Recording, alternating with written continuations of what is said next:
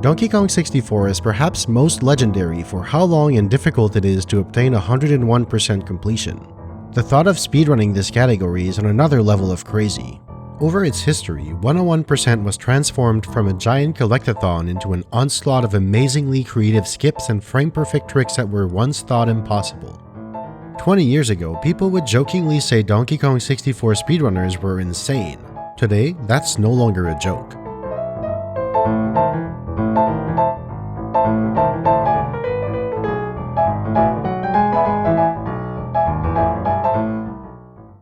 Before we go anywhere, we need a basic understanding of what Donkey Kong 64 101% even means. DK64 is a collectathon, and the game tracks your completion percentage based on what items you collected. Golden bananas are the main collectible, and so they make up most of that progression. Part of the main objective is to rescue KLMZ by collecting a key from every level, which also opens the next levels. To obtain those keys, you need to feed colored bananas to Scoff the Hippo to open the door to a boss fight, and the game gives you a banana medal every time a Kong obtains 75 of their 100 colored bananas in a level. Only the medals count towards progression, so to get 101%, you don't need every single colored banana. As a side objective, you also need to collect 10 battle crowns from battle arena pads and rescue 20 banana fairies by taking pretty pictures of them. You get rewarded with the 201st golden banana once you have them all. Finally, the last door in Hideout Helm requires you to obtain 2 special coins by beating classic arcade games, the Nintendo coin for beating 2 rounds of Donkey Kong, and the Rareware coin for getting 5,000 points in Jetpack, Rareware's very first title. There are some things in this game that don't advance the progression counter. Colored bananas past 75, banana coins, and moves and upgrades from Cranky, Candy, and Funky. Most moves are required to get 101%, but some extra upgrades like Candy's Instrument Energy Maximum are superfluous.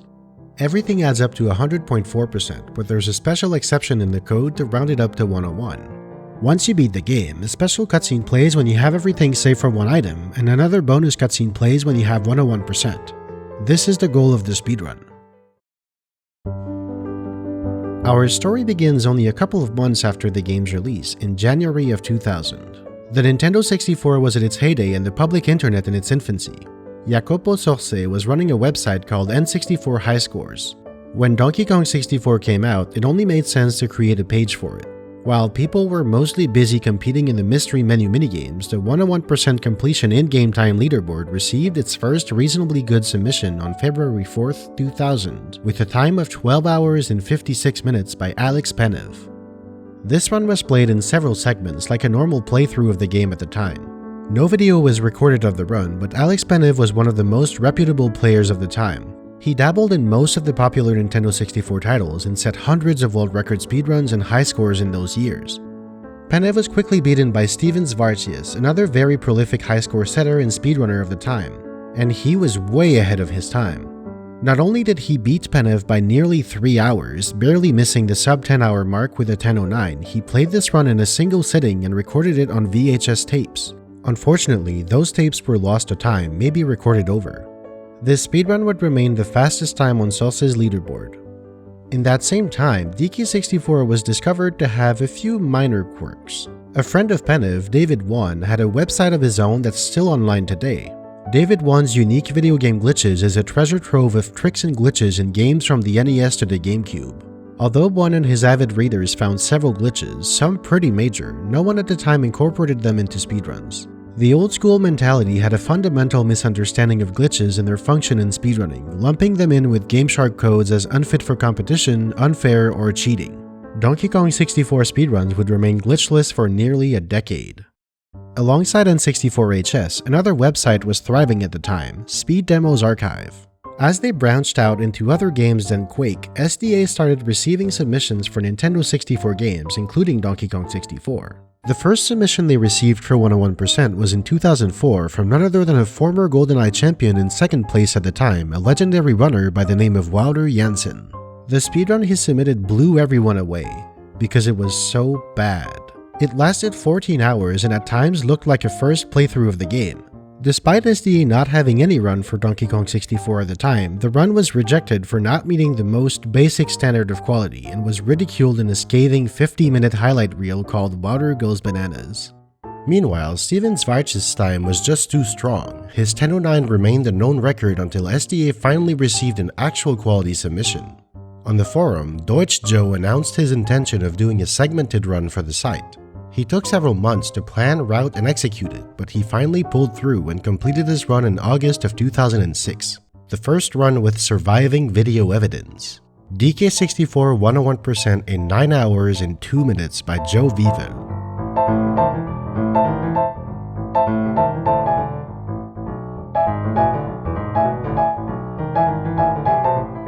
Just like Schwarz's run, Deutsch Joe's 902 is glitchless. Unlike the 1009, this run was segmented.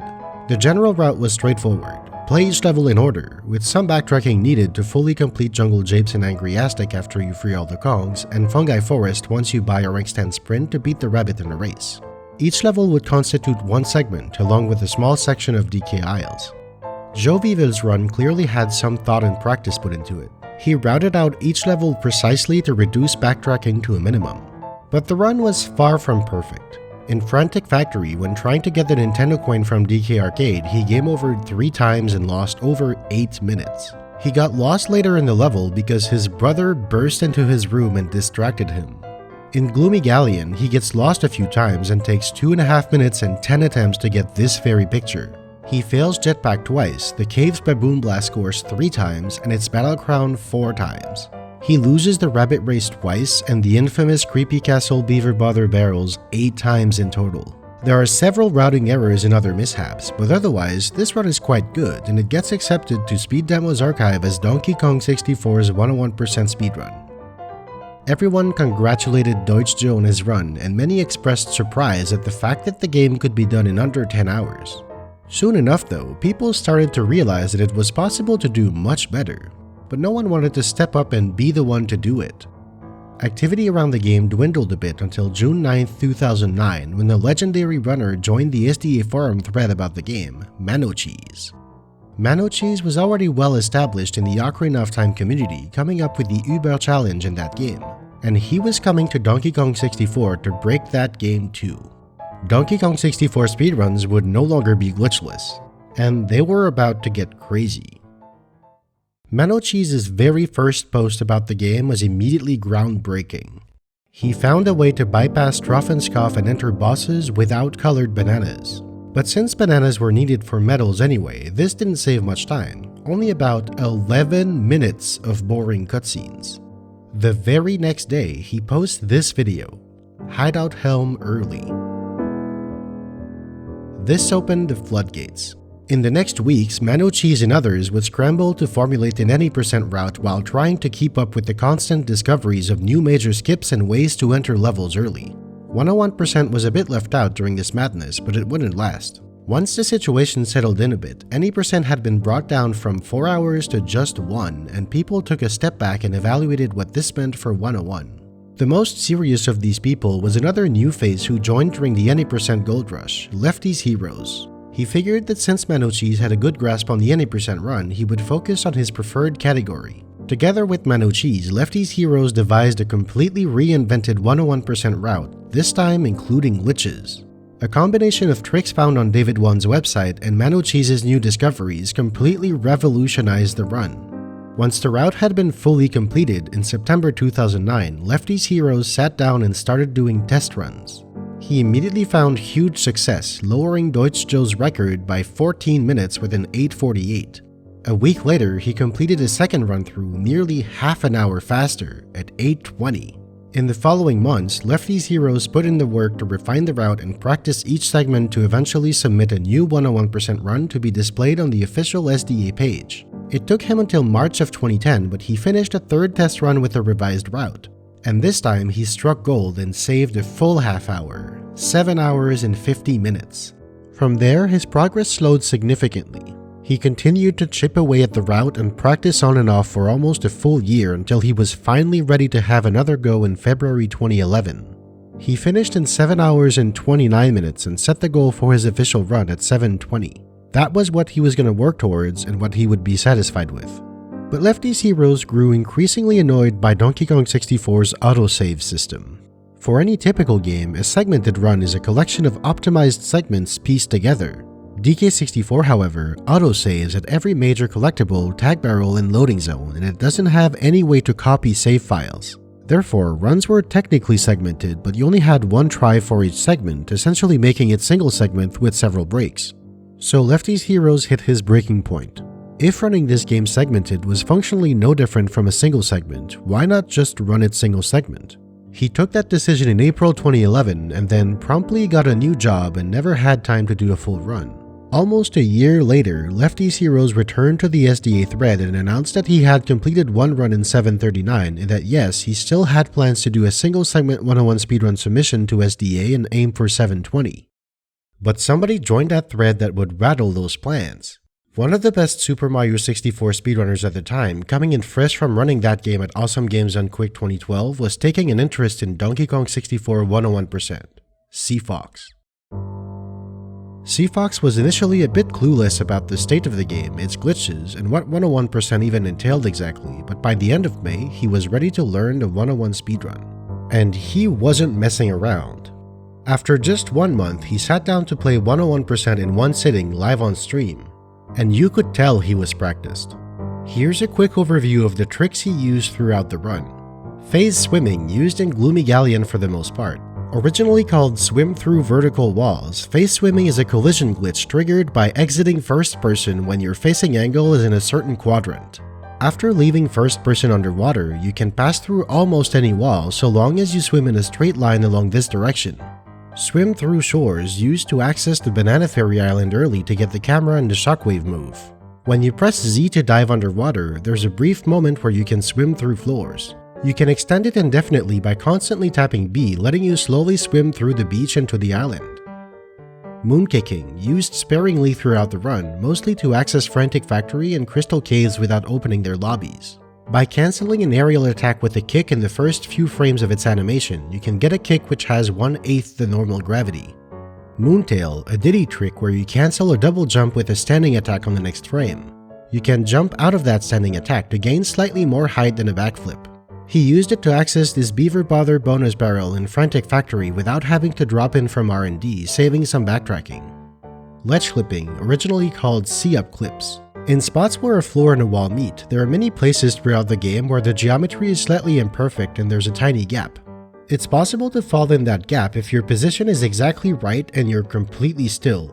This can be achieved simply by jumping into it, but the most consistent method is to use first person to stop your momentum, hence the old name of see-up clip. This was the backbone of skipping Trough and Scoff, saving about 10 to 11 minutes. The loading zone to the boss extends infinitely under the door, so you can enter it without giving any colored bananas. It was also used for other minor time saves elsewhere in the game. For the most part though, the game was completed as intended. The level order was pretty much what you would expect. CFox needed to free the Kongs first, so he went to Jungle Japes to free Diddy and Angry Aztec to free Lanky and Tiny. Aside from making sure to grab 15 golden bananas to enter Frantic Factory, he didn't have to worry about collecting everything in a single go because he would need to go back to those levels with the whole Kong family anyway. Once Chunky was freed in Frantic Factory, he could start completing entire levels in one go. He finishes Factory, Gloomy Galleon, and then deviates from the normal route to go to Crystal Caves. Normally, this would require Key 5 from Fungi Forest, but using a Moonkick from this slope, he could grab this ledge and make it past imperfect boulder geometry into the loading zone. He also didn't have the required 65 golden bananas, but Lanky came to the rescue with the B-Locker skip. Lanky's standing attack extends his arms enough to touch the portal from the side. This actually works for nearly every single level, except for Frantic Factory because of the pillar and Hideout Helm because it's not a DK portal.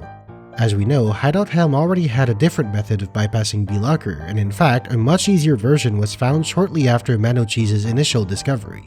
The reason CFox went to Crystal Caves before Fungi Forest was to unlock Rank 10 Sprint and Gorilla Gone, two moves used in the Rabbit Race and for Fungi Lobby's Battleground respectively. Those are the only 2 points where the game forces you to backtrack because an earlier level requires a later level's moves. Doing Caves before Fungi solves that backtracking issue. Then CFox goes back to Aztec to finish it, then does Fungi, Castle, and Hideout Helm in order. Finally, he ends on Jungle Japes because he needs to turn in all the blueprints. The time it takes to turn in blueprints depends on the length of the snide cutscene in that level, how far the tag barrel is, and to a lesser degree how long it takes to load the level every time. Japes happens to be one of the fastest levels to turn in blueprints. In the levels themselves, there were a few minor skips here and there, but he did them for the most part as intended. Many golden bananas take several minutes to obtain. Most bosses take several minutes to beat. He spent just about 55 to 60 minutes in most levels, with the shortest outside of Hideout Helm being Jungle Japes in 42 minutes and the longest being Castle and DK Isles in 62 minutes. The biggest time-saving tricks he used over Deutsch Joe were found in Fungi Forest. DK is supposed to pull a series of levers to activate the conveyor belt, then return at night to grab the golden banana outside. Instead, he clips out in this weak corner and picks up the banana from inside. Chunky's also supposed to use that conveyor to destroy 3 steel kegs, but you can drop them directly on the grinder. Tiny has this long spider mini-boss fight for a banana, but you can clip in as Chunky. Each Kong has a specific damage value on their gun, so going in as Chunky turns this 5-phase boss into 2 phases instead. Diddy is supposed to go into this room at night and activate the winch, then play the guitar to blow up the cage holding this golden banana, but Seafox used phase swimming to grab it directly instead. The one trick Seafox labels as the hardest in the run is called Goo Hand Skip. In Creepy Castle, you're supposed to press this switch with Tiny and make your way across from hand to hand using Ponytail Twirl, but instead, he bounces an orange on the wall, gets hit by it, and uses the following invincibility period to cross the room, jumping out of the goo just in time to avoid lethal damage and barely make it to the golden banana. Seafox made a few major mistakes throughout the run, but the one that sticks out the most is in Hideout Helm. Due to a last-minute route change, he found himself turning in only 4 blueprints before entering the level instead of 5. Although he could shut off the Blastomatic in under 14 minutes, this left little margin for error and he didn't feel confident about it. He panicked and decided to reset, head to Japes, turn in 8 blueprints with Diddy, and go back to Helm. This maneuver lost him 5 minutes. DK Arcade was also a pain point, costing him roughly 3 minutes with a couple deaths and a game over. Seafox's final time was 7 hours, 36 minutes, and 54 seconds. Overall, this run set the standard for what Donkey Kong 64 101% speedruns should be. The era of segmented in-game time speedruns was over. DK64 101% was to be run single segment and timed in real time, just like every other game. Despite having technically earned the single segment world record, Seafox wasn't fully satisfied with that run. It was, for the most part, his first serious attempt, and he knew he could improve. Lefty's Heroes pointed out a few imperfections in his route, while on his end, he kept working towards his own submission to SDA. After a few weeks of practice, on July 15, 2012, Seafox sat down again and played another full 101 run in one sitting. Unfortunately, most of the recording was lost to time. What stuck out though is just how much time save he managed to find simply by cleaning up major mistakes and playing everything a bit cleaner. 26 minutes for a final time of 7:10:03. That was a major blow to Lefty's Heroes. 7:20 was his main goal. Seafox had blown way past him in a matter of weeks. His motivation to continue vanished in an instant. He put the SDA Run project on hold indefinitely and never returned to speedrunning the game. Meanwhile, Seafox was quite satisfied with this run and focused his efforts on any percent, where he led a fierce battle to try to dethrone Ring Rush in that category. Ultimately, Ring Rush was able to keep the world record, until he discovered something completely ridiculous that blew the game wide open. I tested something with lag, and I got a consistent factory early with Lanky. Then I decided to, after the run, my most recent run, to try the slope climb in factory with lag strats, and it worked. So then I went and tried factory early with lag strats, and it worked. Then I tried window clip with lag strats, and it worked. I didn't think this game could be this much more broken than it is, but like every clip we couldn't do before.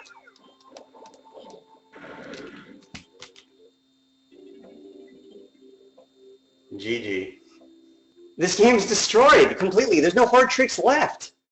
Lag clips, or more specifically orange clips, allowed you to get past basically any wall, anywhere in the game with the right amount of lag. It turned out to be far more inconsistent than this first try improvised 3 orange clip made it look at first, but regardless, on top of revolutionizing any percent, this discovery changed 101 significantly. Seafox got to work to establish how and where it could be used, and found several use cases that together could save minutes.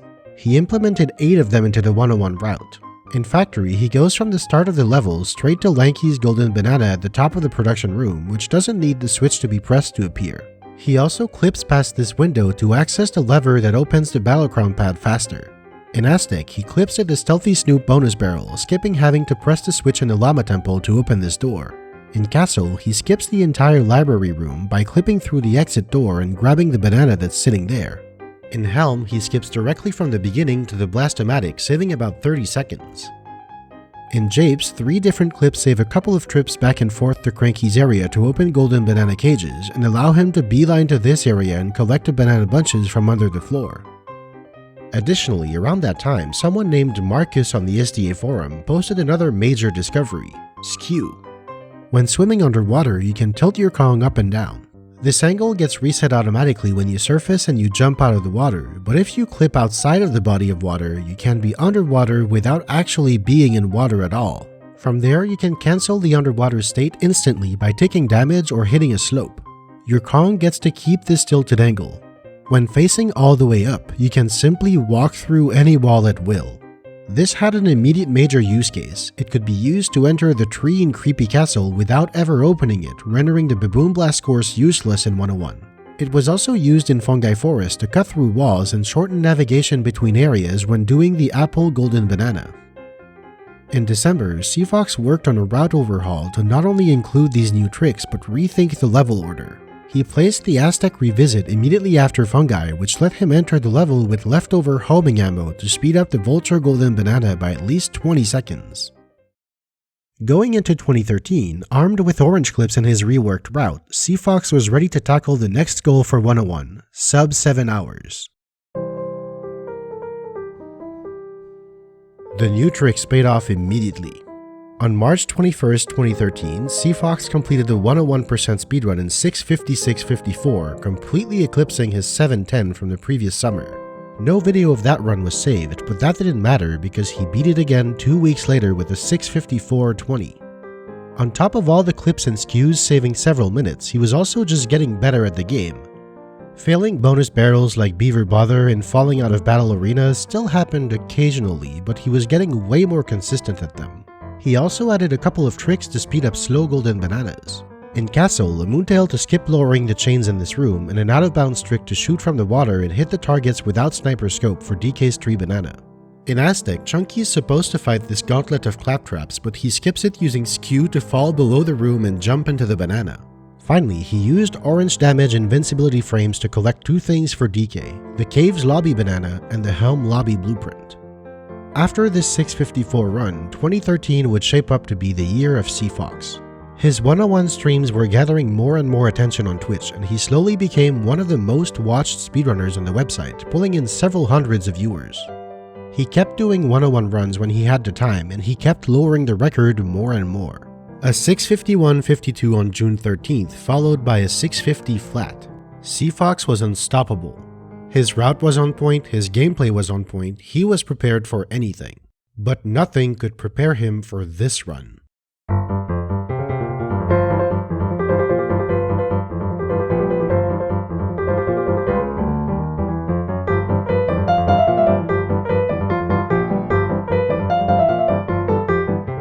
Seafox found himself 6 minutes ahead, less than a third into the run. At this rate, he wasn't looking at a sub 650, he was possibly looking at a sub 640. Nothing was going remotely wrong. No!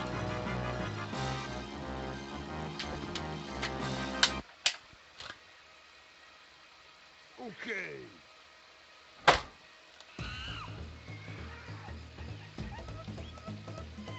I give up. I'm done. I'm done. I give up on this category. This is my last round of this. I don't care what the finish time is. The next week, he got a 6:45:02. But even though he did go back on his word, the underlying sentiment was genuine. He really did want to take a break. He did one more run the next weekend that clocked in at 6:41:42, and he was satisfied. He let the record be for a bit and moved on to 20% and the brand new category at the time, no levels early. In the meantime though, live streaming and speedrunning were experiencing an exponential growth in popularity, and DK64 speedrunning was no exception. Perhaps propelled by Seafox's Twitch presence, the game saw a large influx of new runners in 2012 and 2013. As Seafox took a break from 101%, competition started to brew under him. Someone in particular was starting to make waves. He set a time of 6:55:05 in September and got a 6:52:57 in November. He was dangerously approaching the world record. His name was Znernicus. On top of competing in 101%, new runners also brought in fresh ideas for routing and tricks. The second half of 2013 saw several major discoveries. In Jungle Japes, it was found that you could bypass the Rambi door with Hunky Chunky. Getting there in the first place was done by clipping through the shell with a precise jump, which was found a few years prior. This, combined with the other methods of reaching caged golden bananas, meant that Rambi could be skipped entirely in 101%. In Crystal Caves, two new tricks shortened some of the longest golden bananas in the level: a clip into Chunky's ice shield, skipping the whole boulder sequence, and a roll clip in the rotating room to land up on the side of the puzzle and kick straight to the banana. In Creepy Castle, some new runner by the name of Bismuth found that the whole target shooting game in the tree could be skipped entirely with another orange clip and a bit of out-of-bounds navigation. The next week, Ryguy found this roll clip to simplify it even more. But Ryguy made a far bigger contribution to 101 in that same time by skipping DK's Seal Race. This is a ledge clip, just like the ones done with Sea Up. When forced underwater by a ceiling, DK's boat really wants to surface again. Have you ever forced a ball full of air underwater? If you have, you know exactly what happens next. The golden banana is always collectible inside of this shipwreck if you can simply make it in there. The wild collisions are pretty solid, but the developers never expected you to drop in from the sky. Skipping this race saved over a minute, and yet somehow that was not the craziest trick.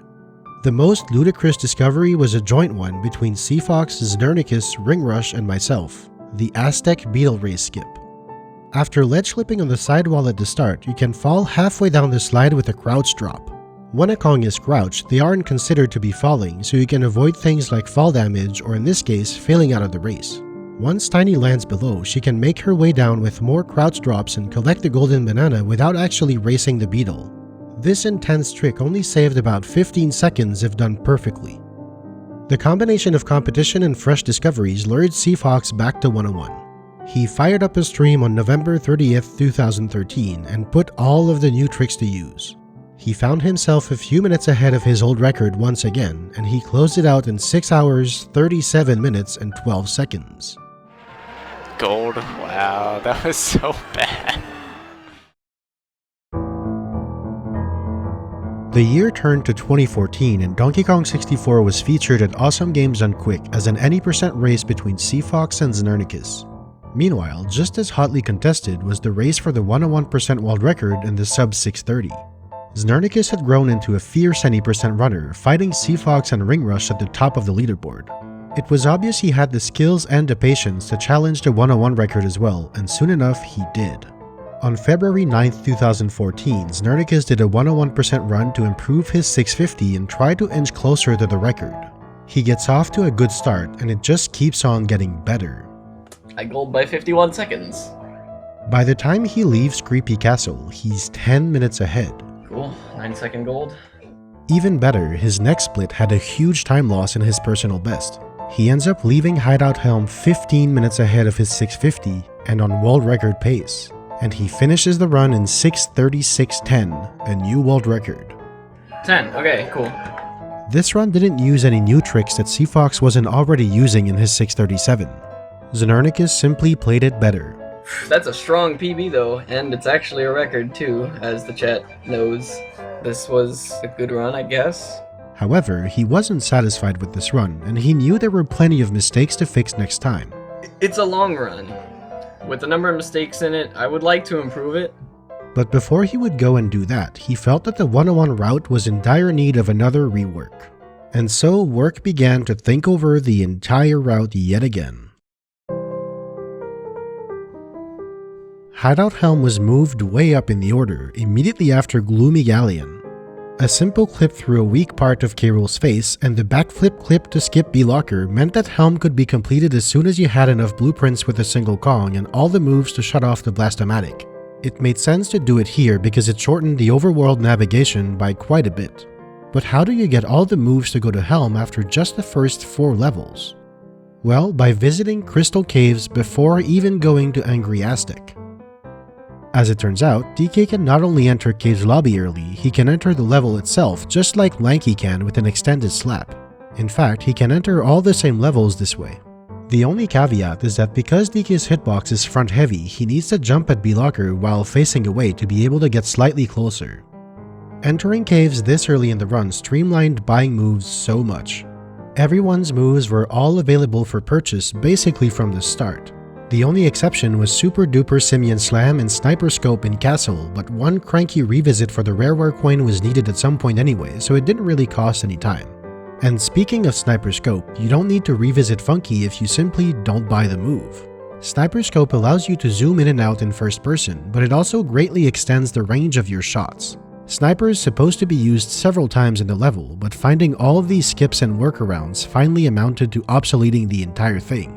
In the tree, DK can roll clip and kick straight to the banana. Chunky needs to be far away from the switch to open the cage, but the switch turns back around when you're right up against it. With the right position, you can aim at the switch from under it. In the dungeon, Diddy's Moontail skips lowering the chains. In Lanky's Tower, you can get close enough to the switches, but you can't look up far enough to aim at them. With homing ammo, however, shots will curve towards the switches, making it possible to hit them without Sniper Scope. Forgoing Sniper Scope not only skips the Funky visit and the purchase of an optional max ammo upgrade, it also gets rid of the insane amount of additional lag when aiming a gun for the rest of the run. It's impossible to know for sure how much time is added by lag, but Sniper Scope is infamous for causing the mechanical fish banana to become near impossible to obtain just because of the lag it generates. Rather incredibly though, Sniper Scope had already been made essentially useless as early as Seafox's 654 run, and yet somehow runners still bought the move anyway for another year and a half. Go figure. It took 4 months for Znernicus to devise and practice this new route, but finally, by June 2014, he was ready for attempts.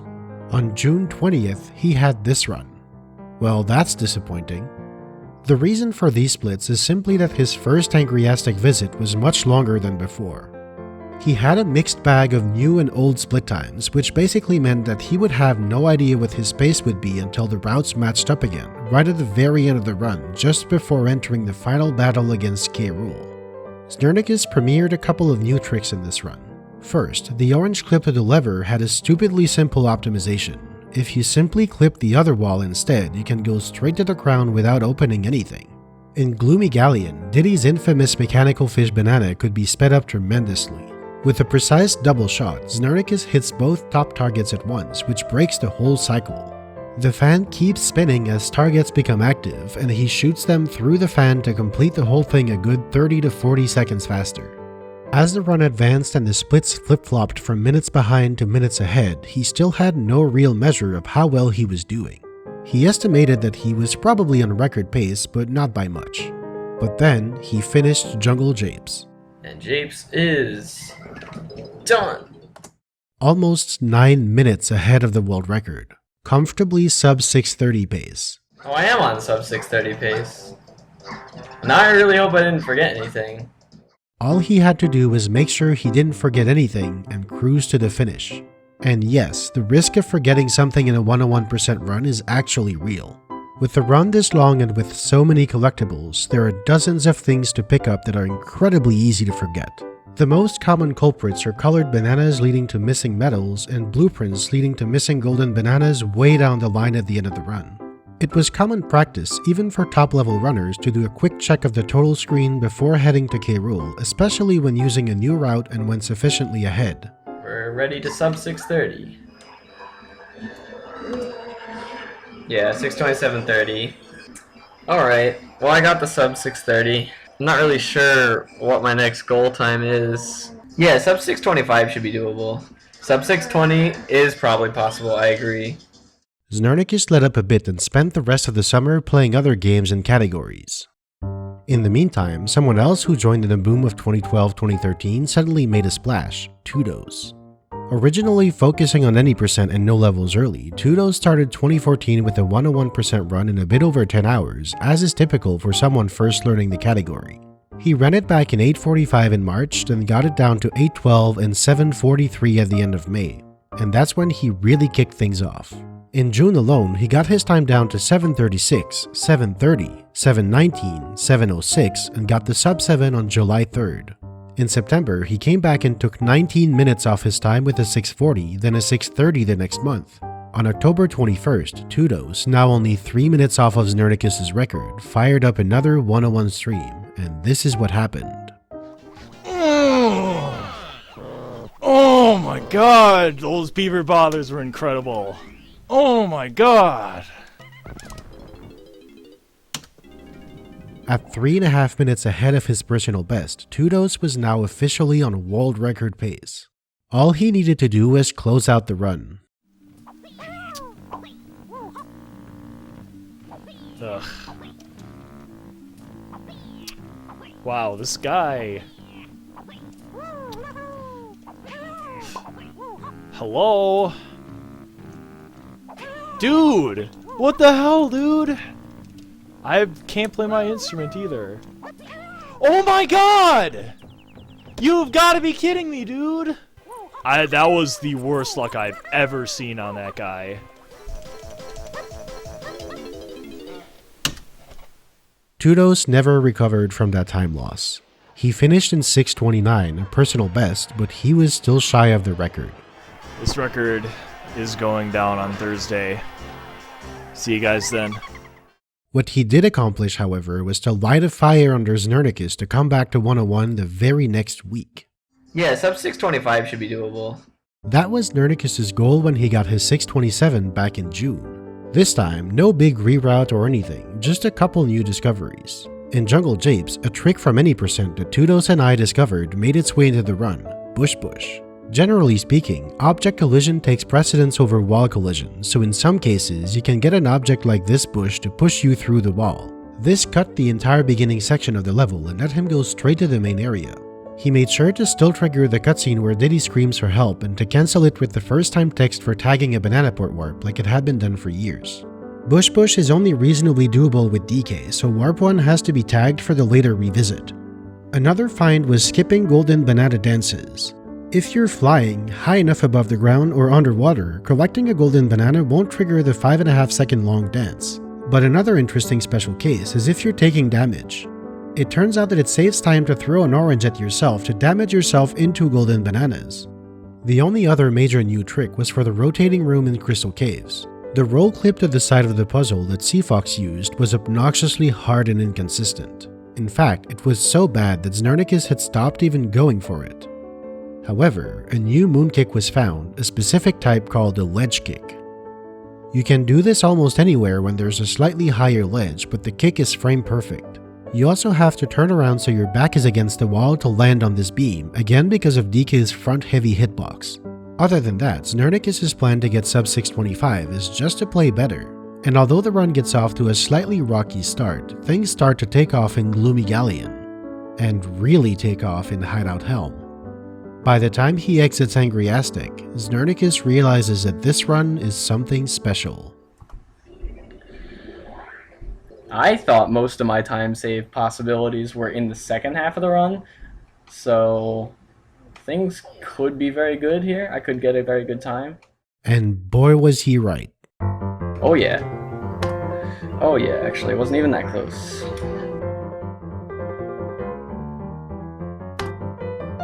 I am gonna gold. Why? I mean, I think I'm done caves. I didn't forget anything, did I? Is 147 correct for caves?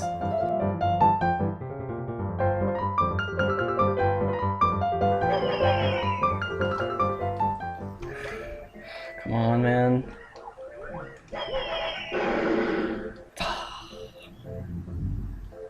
What the hell?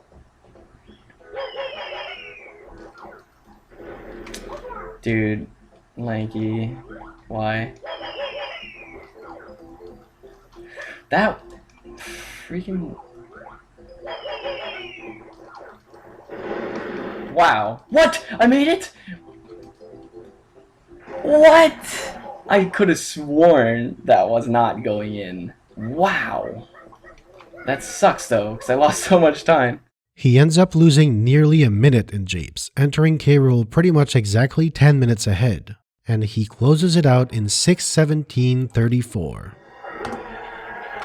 Alright, the sub 620 is done, and Now I can focus on Portal 2 and Aperture Tag and all those other games that I've been meaning to improve. I just had to get a better time on this one first. And so Znernicus was out. His 617 was absolutely amazing. That run took the wind right out of Tudos' sails. A few days ago, he could play at a 625 level and narrowly beat the world record, but now? No way. 617 was too good. 2015 rolled around and no one was challenging the record. The category started to warm up again though, and activity lower on the leaderboard was brewing.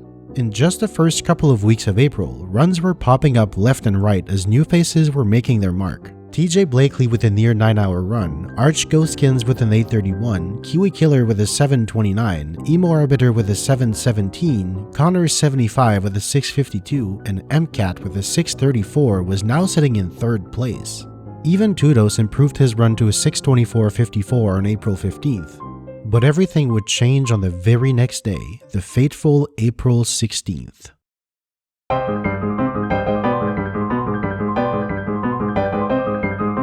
Donkey Kong 64 was released on the Wii U Virtual Console. What did that mean for the 101% speedrun? Well, with the Wii U having much more powerful hardware than the Nintendo 64, lag was essentially gone.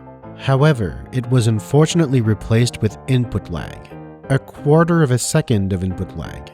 This was like playing Donkey Kong 64 online on a server hosted by Voyager 1. That was not ideal.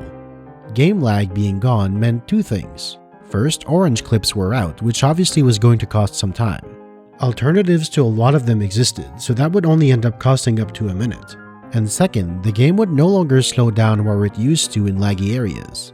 That was bound to save time over the course of the run, but how much exactly is a question still unanswered to this day. The best estimate the community was able to come up with, and it is by no means precise, is that the game runs a bit over 5% faster, give or take about half a percentage point. So how does that add up over the course of the run? Well, 5% of slightly over 6 hours is 19 minutes. That's right, playing on the Virtual Console release saved about 20 minutes over the Nintendo 64, so it was a no-brainer that it would be way faster despite the input lag. Initially, the community was split just about cleanly in half by this release. After a debate and a vote, the leaderboards were kept unified with a filter option for consoles, and the world record was only officially tracked on the Wii U version of the game. However, as years passed, the popularity of the VC release remained significantly lower than the Nintendo 64 version, even across all 3 categories. A new vote was held in March of 2022 and the consoles were split into their own separate leaderboards. Which leads me to the subjective decision I made for this video. I do not like Donkey Kong 64 on Wii U.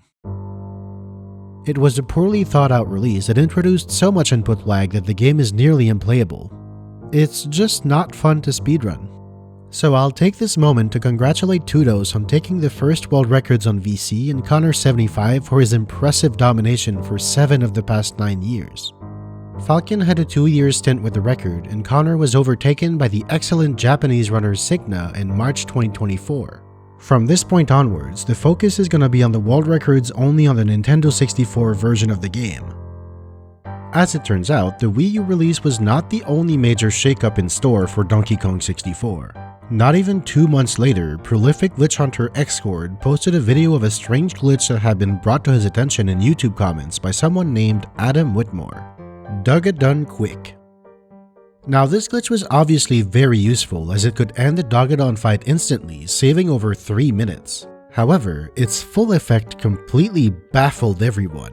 Dogadon is actually fought twice, once in Angry Aztec and for the second time a much longer fight in Fungi Forest involving Hunky Chunky. The Fungi Forest version actually came first, and the Aztec version was repurposed towards the end of the game's production cycle, so it behaves mostly the same. When performing this glitch, regardless of the version of the fight, your Kong goes into Hunky Chunky mode and you receive Key 5. That's right, you can get Key 5 in seconds directly from Angry Aztec. Even better, since you don't get Key 2 doing that, the Troffenskopf portal stays there, so you can re-enter and get Key 2. Dogadon Quick remained unexplained for years until it was finally figured out by resident monkey scientist Balem. When Dogadon takes damage from a TNT barrel, the game also checks if he's colliding with a Kong. If he is, it incorrectly assumes that you're at the end of the Fungi Forest refight where Hunky Chunky gives him a big punch, so it triggers the end of that fight. The functionality remains for the Aztec version even though the cutscene itself doesn't exist. This would be massive even if all it did was save 3 minutes, but it doesn't end there. The ability to get Key 5 this early had larger repercussions. Creepy Castle is the only level that can't feasibly be accessed without opening its lobby. The boss of Creepy Castle, King Cutout, is fought with all 5 Kongs because you're expected to have all of them by this point. If you leave the fight through the pause menu, you'll return to Trough and Scoff as the Kong you were playing. If you enter Attack Barrel using a Kong that you haven't unlocked yet, as a failsafe, the game gives you that Kong because if you were playing as them, then surely they were freed. You can repeat this process of entering the fight, pausing with the locked Kong, and freeing them via the Attack Barrel until you have the whole Kong family. This became known as Cutout Kongs or Castle Kongs. That was a revolution for 101%. You could now start the run, go to Angry Aztec early, get Key 5, immediately turn that in, go to Castle, and free all the Kongs all in about 15 minutes.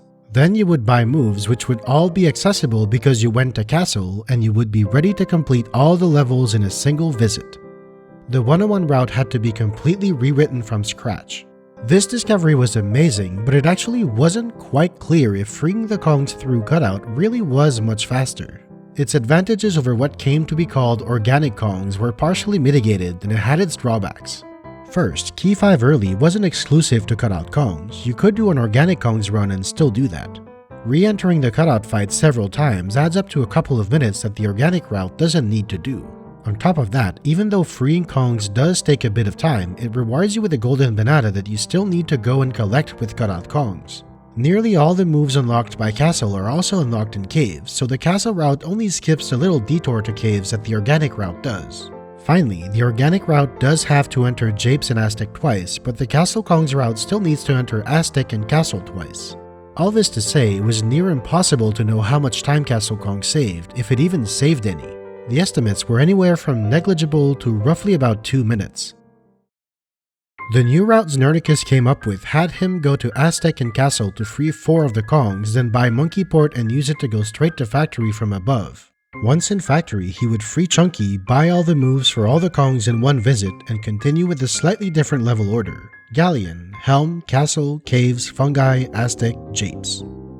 While the biggest new development was obviously Done Quick, it had been almost a full year since the 617, and many new tricks were found in that time. More banana dance skips were found and were being introduced to 101. It was found that you could get skew by entering first person with your gun out while in an underwater state but outside of a body of water, like out of bounds. This was used in Jungle Japes to go through all the banana cages and completely trivialize the shell area. The shell itself was sped up with a torch clip, but this gate still needed to be opened so that Tiny could get out. Skew is also used to massively streamline the Llama Temple by navigating around all the rooms without opening any of them. In Factory, Diddy's R&D banana could be sped up by playing the guitar. You normally can't play your instrument during this gauntlet, but with the precise backwards Chimpy Charge cancel, you can play your guitar just before the cutscene starts and eliminate all the enemies. In Crystal Caves, this wall was found to be weak enough that DK can roll through it, and Chunky can walk through with a bit of lag. With an absolute truckload of lag, he could also go through this wall in Fungi Lobby and skip a long sequence of shooting at the ceiling mushroom with every Kong. Altogether, these discoveries added up to several minutes on top of Done Quick, so that 617 was not going to last long. Znernicus got to work, but he didn't find immediate success. Playing on a brand new route and learning all these new tricks was proving to be more difficult than anticipated, and he couldn't beat his world record for a while. The best he could manage was a 619.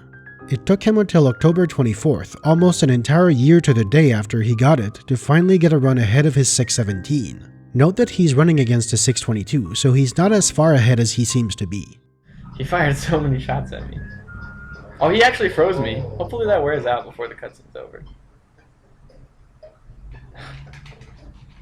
Are you serious? Go away! How do you make it go away? Are you serious? Will it not leave? Do I have to exit enter? I hate this game. sometimes. He didn't know that you need to rotate the control stick or hold up left to break the bubble, and believed that you could only break it by taking damage. With nothing to damage him anymore, he thought that he had to pause exit to get out of it, forcing him to redo the entire fight and losing nearly 3 minutes. That sucks so much. And yet somehow, he still came out of that level even more ahead of his 622, and he even squeezed out a world record in 6:16:41. So, assuming I didn't forget anything, because I didn't check, this is an N64 101% world record! Obviously, he wasn't satisfied. He kept at it, and 2 weeks later, he found himself on a slightly better pace. Oh, look at that! 30 seconds saved. Don't even know how that happens, but okay. He finished that one in 6:14:13. Much better, but still a bit short of what he knew he was capable of. He knew he would eventually get around to improving it. Hey, how about we check out what other runners have been doing lately? Tudos and Connor75, well, they moved over to Wii U VC and took the record there. MCAT improved to a 622. TJ got a 705. Whoa, sorry, a 634. A 627. Wait, TJ, what are you doing? Nice.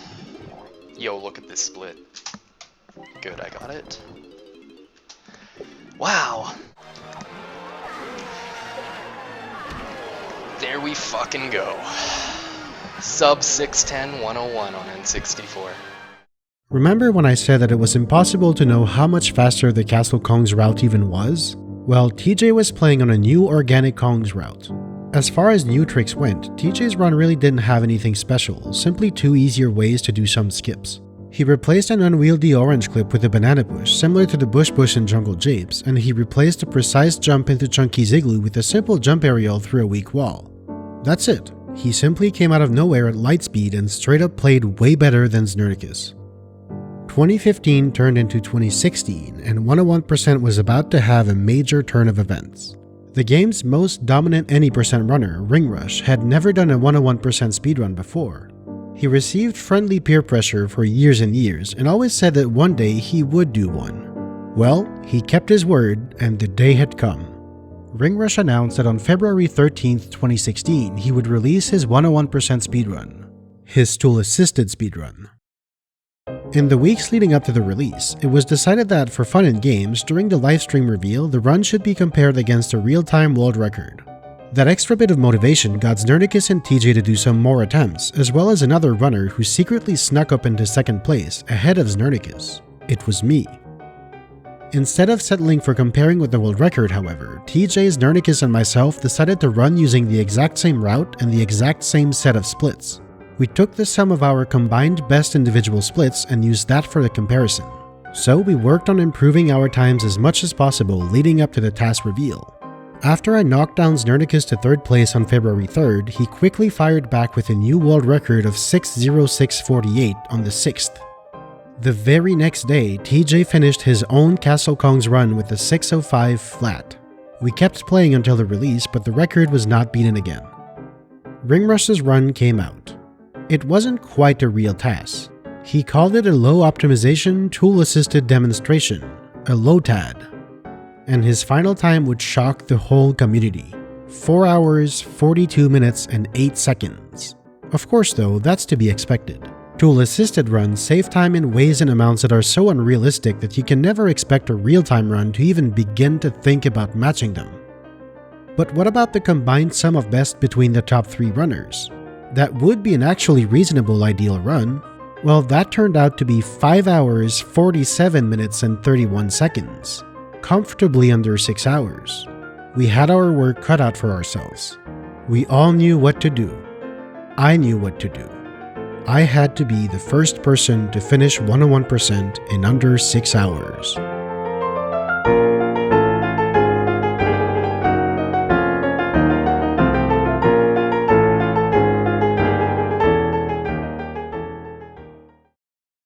The sub 6 was made slightly easier to achieve thanks to a few discoveries. A reroute of Angry Aztec skipped opening the guitar door to access the back half of the level with what is essentially a ledge clip in this corner. This had been a part of the classic 2012 to 2014 any% route, but was not deemed to be worth it in 101 before this reroute. There was also more work put into a development that had been ongoing for years, lag reduction. Ever since the discovery of lag clips in late 2012, speedrunners were sort of aware that lag existed in Donkey Kong 64 but had little to no idea of what to do with this information. The general consensus was that because the Kong's movement compensates for lag, the very mechanic that makes lag clips possible, the game running slower didn't really slow you down like it would otherwise. But over time, it was gradually discovered that reducing lag by turning the camera away from objects and explosions could save a bit of time. This worked while waiting for something that couldn't be sped up in laggy areas, because while it's true that movement does compensate for lag, anything using a cycle or frame counter does not. That's why the mechanical fish is so much slower with sniper scope. Boss fights and minecarts checked both of those boxes, and so it was found that holding R to look backwards in Diddy's and Chunky's minecarts saved several seconds, and looking down while in Carol's shoe in between dodging toes saved a few frames. And by a few I mean 600 or 20 seconds. But despite having some obviously major use cases, lag reduction was still underestimated for many more years, all the way until after the Wii U release. Finding out that some Zoomer consoles saved 20 minutes simply by cutting out all the lag really rattled the Nintendo 64 dinosaurs. In hindsight, yeah, it is kind of obvious that basic level optimizations like lag reduction and simply using a control stick that's not so worn out that your character barely jogs anymore would be good things to implement in a speedrun. And so, after the VC version came out, more serious efforts were put into developing lag reduction habits over the course of the entire run, not just boss fights and minecarts. Bringing the camera closer to the Kong, turning the camera away from laggy objects, going into first person and looking at the ground while waiting any amount of time, all of those were being employed way more than before. And finally, the biggest and craziest golden banana skip in years, Cave's Beetle Race Skip. With the clip through a weak corner, Lanky ends up out of bounds. When out of bounds like that, the height of the floor persists because there's no floor underneath to tell the Kong otherwise. However, way down below is the bottom of the slide. As soon as Lanky jumps over this area, his floor suddenly drops by over 6,000 units. After 20 seconds of freefall, he reaches the bottom. With a perfectly aimed long jump, he lands directly on top of the banana sitting at the top of the room, skipping the whole race and saving about 75 seconds. Between the top 3 runners of TJ, Znernicus, and myself, the first person to get on world record pace was Znernicus on April 10th, 2016. Yeah. There we go. Despite being off to a good start, this run went south real fast. Come on. Ledge clips are hard. Wow, I lost a lot of time. I didn't even fall in the fight and I lost a ton of time. No! Damn it, this run is like dead now. Alright. This is a pretty solid galleon. Sub 40. Might be a world record galleon, actually. So, I'm coming up on a really hard trick that I don't usually get, but if I get it, it saves like a minute and a half. And if I try it and fail it, I lose like at least 30 seconds. Okay, I'll give it a shot.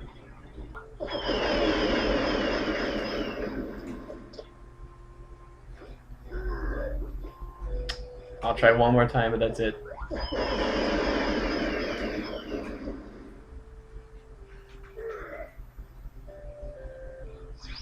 Got it. I was really scared I was going to void out too. If you go too far out of bounds, you void out.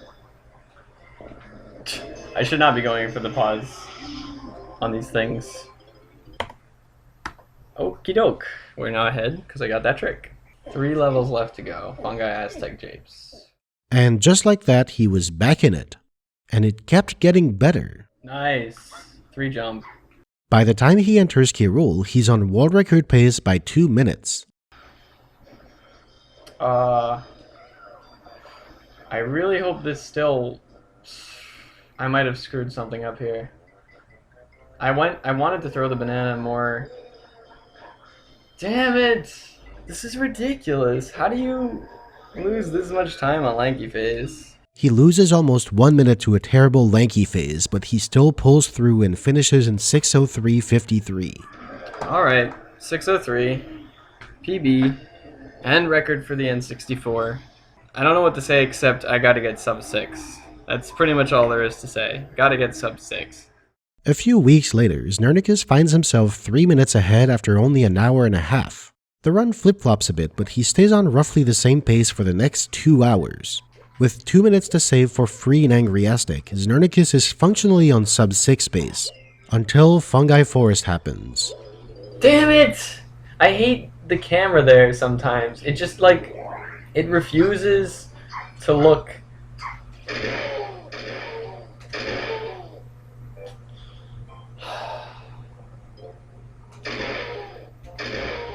I can't deal with this, man. I might quit. I might just quit. I won't be ahead anymore. After this split, I am behind. Okay, here's the thing, I can still obviously PB. Like, if anything, this run just proved to me that sub 6 is totally within my reach. He stays true to his word, and thanks to Aztec, he manages to reach K-Rool a minute and a half ahead. With 40 seconds of free time save in Lanky phase, you would think he would PB by 2 minutes, but this Lanky phase is somehow even more tragic than last time. Well, okay, apparently I really need to work on my Lanky phase. I guess this could work? Damn. Okay, well, whatever. Wow, now he turns left.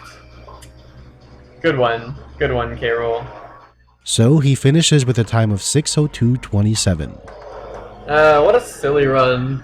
Well, I did what I said I would try to do in Fungi Forest, which was PB.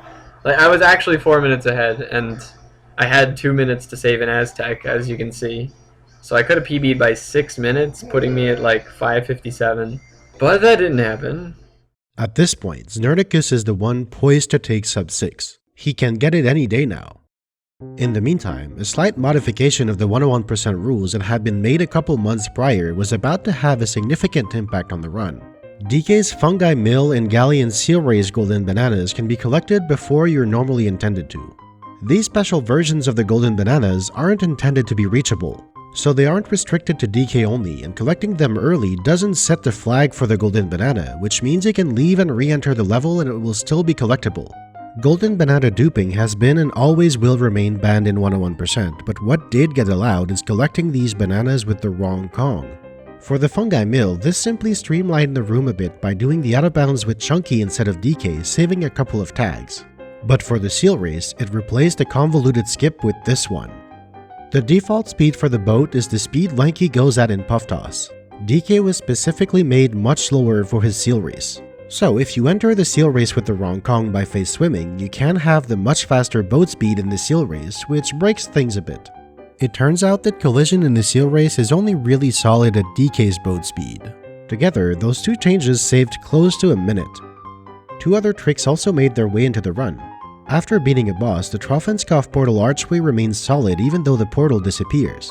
In Gloomy Galleon, this leads to an odd collision glitch where you can land on it and go out of bounds. With a precise jump, you can reset your floor height without clipping back in bounds and grab Lanky's balloons from out of bounds before heading straight to the cactus area. You can't shoot from out of bounds because the bullets actually come out of the front of the gun, which itself is in bounds. This is also used in the Llama Temple to shoot Lanky's balloons without entering the room itself.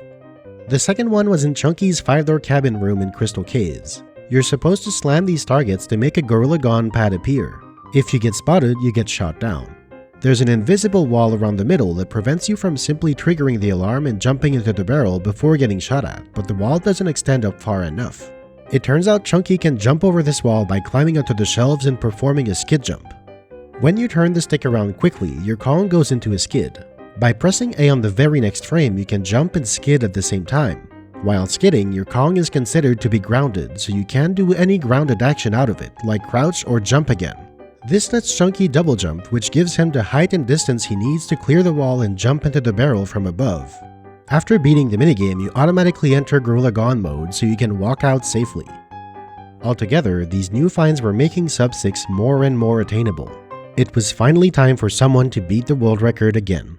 And that person was TJ. Sub 6 or riot. TJ decided to go back to the Organic Kongs route which he preferred, but this time it had an extra clever modification. Instead of Crystal Caves early, this route had Crystal Caves earliest.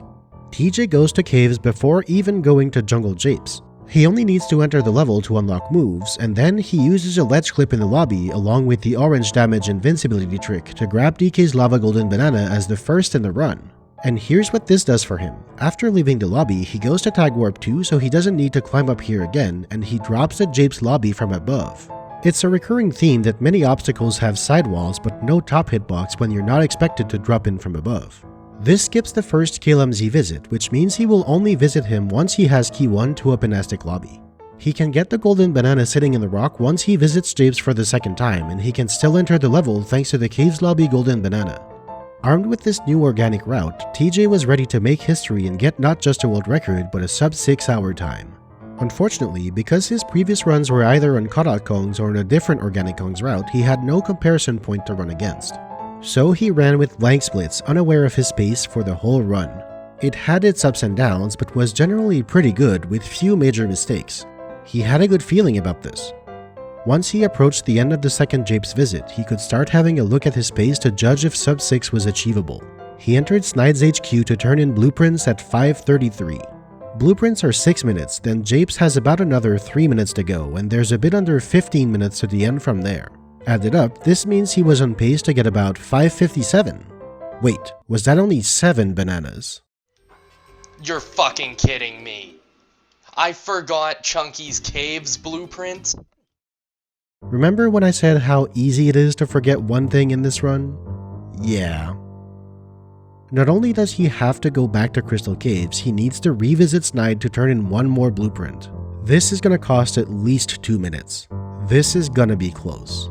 Thankfully, TJ didn't panic and formulated a sound plan. He made it to Kirul with over 13 minutes left. At this point, with advanced strategies and aggressive lag reduction, Kirul had gone down from a near 14-minute fight to under 12.5 minutes, so unless LankyFace has something to say about it, he was good. And indeed, he was. It's done. Alright. There's the sub 6. It happened.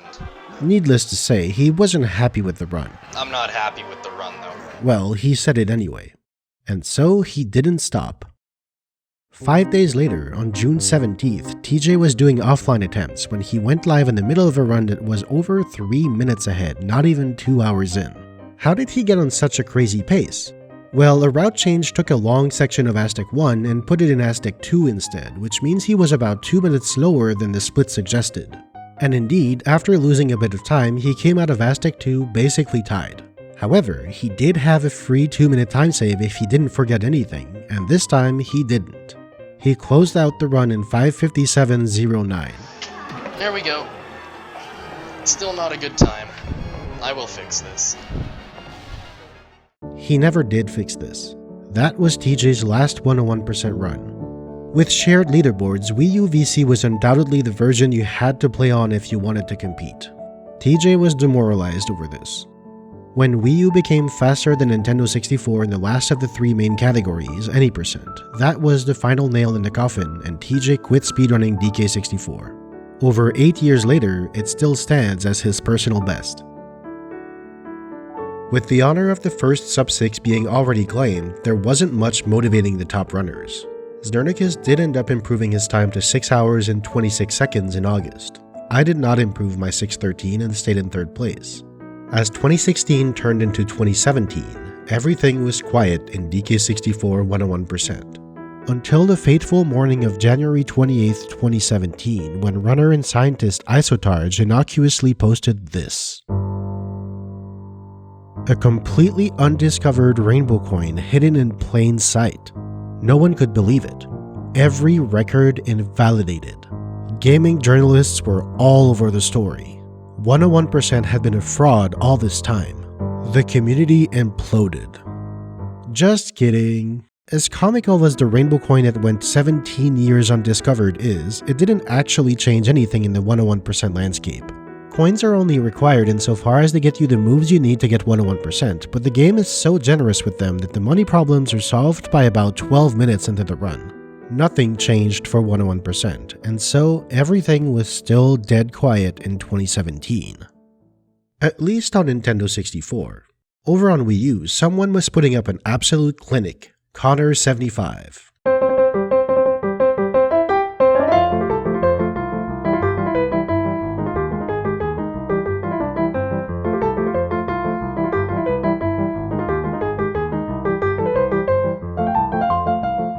He fired up world record after world record and took the time down to a 5:37 in September 2016 and all the way down to a 5:30 in March.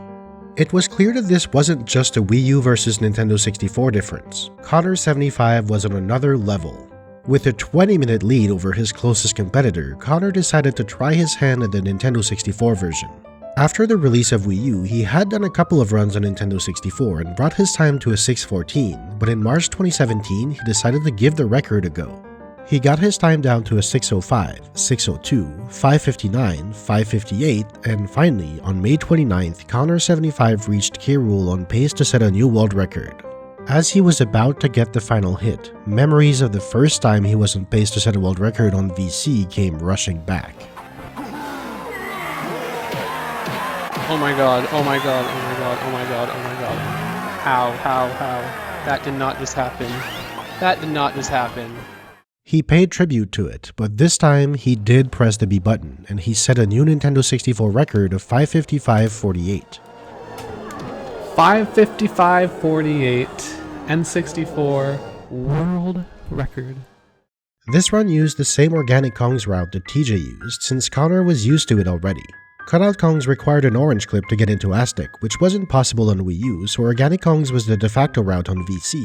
However, it did have the benefit of almost a full year of trick discoveries. In Frantic Factory, the sometimes finicky orange clip had been replaced with the all-the-time temperamental robot push.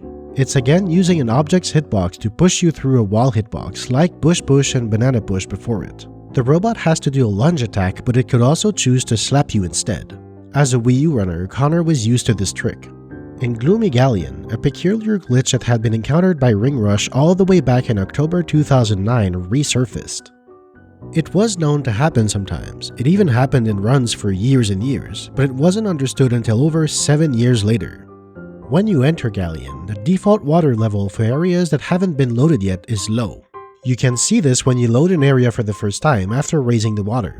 The developers knew there would be a problem when taking a warp to a floating platform in an unloaded area, so from the moment you step on a warp, its destination is properly updated to match the water level.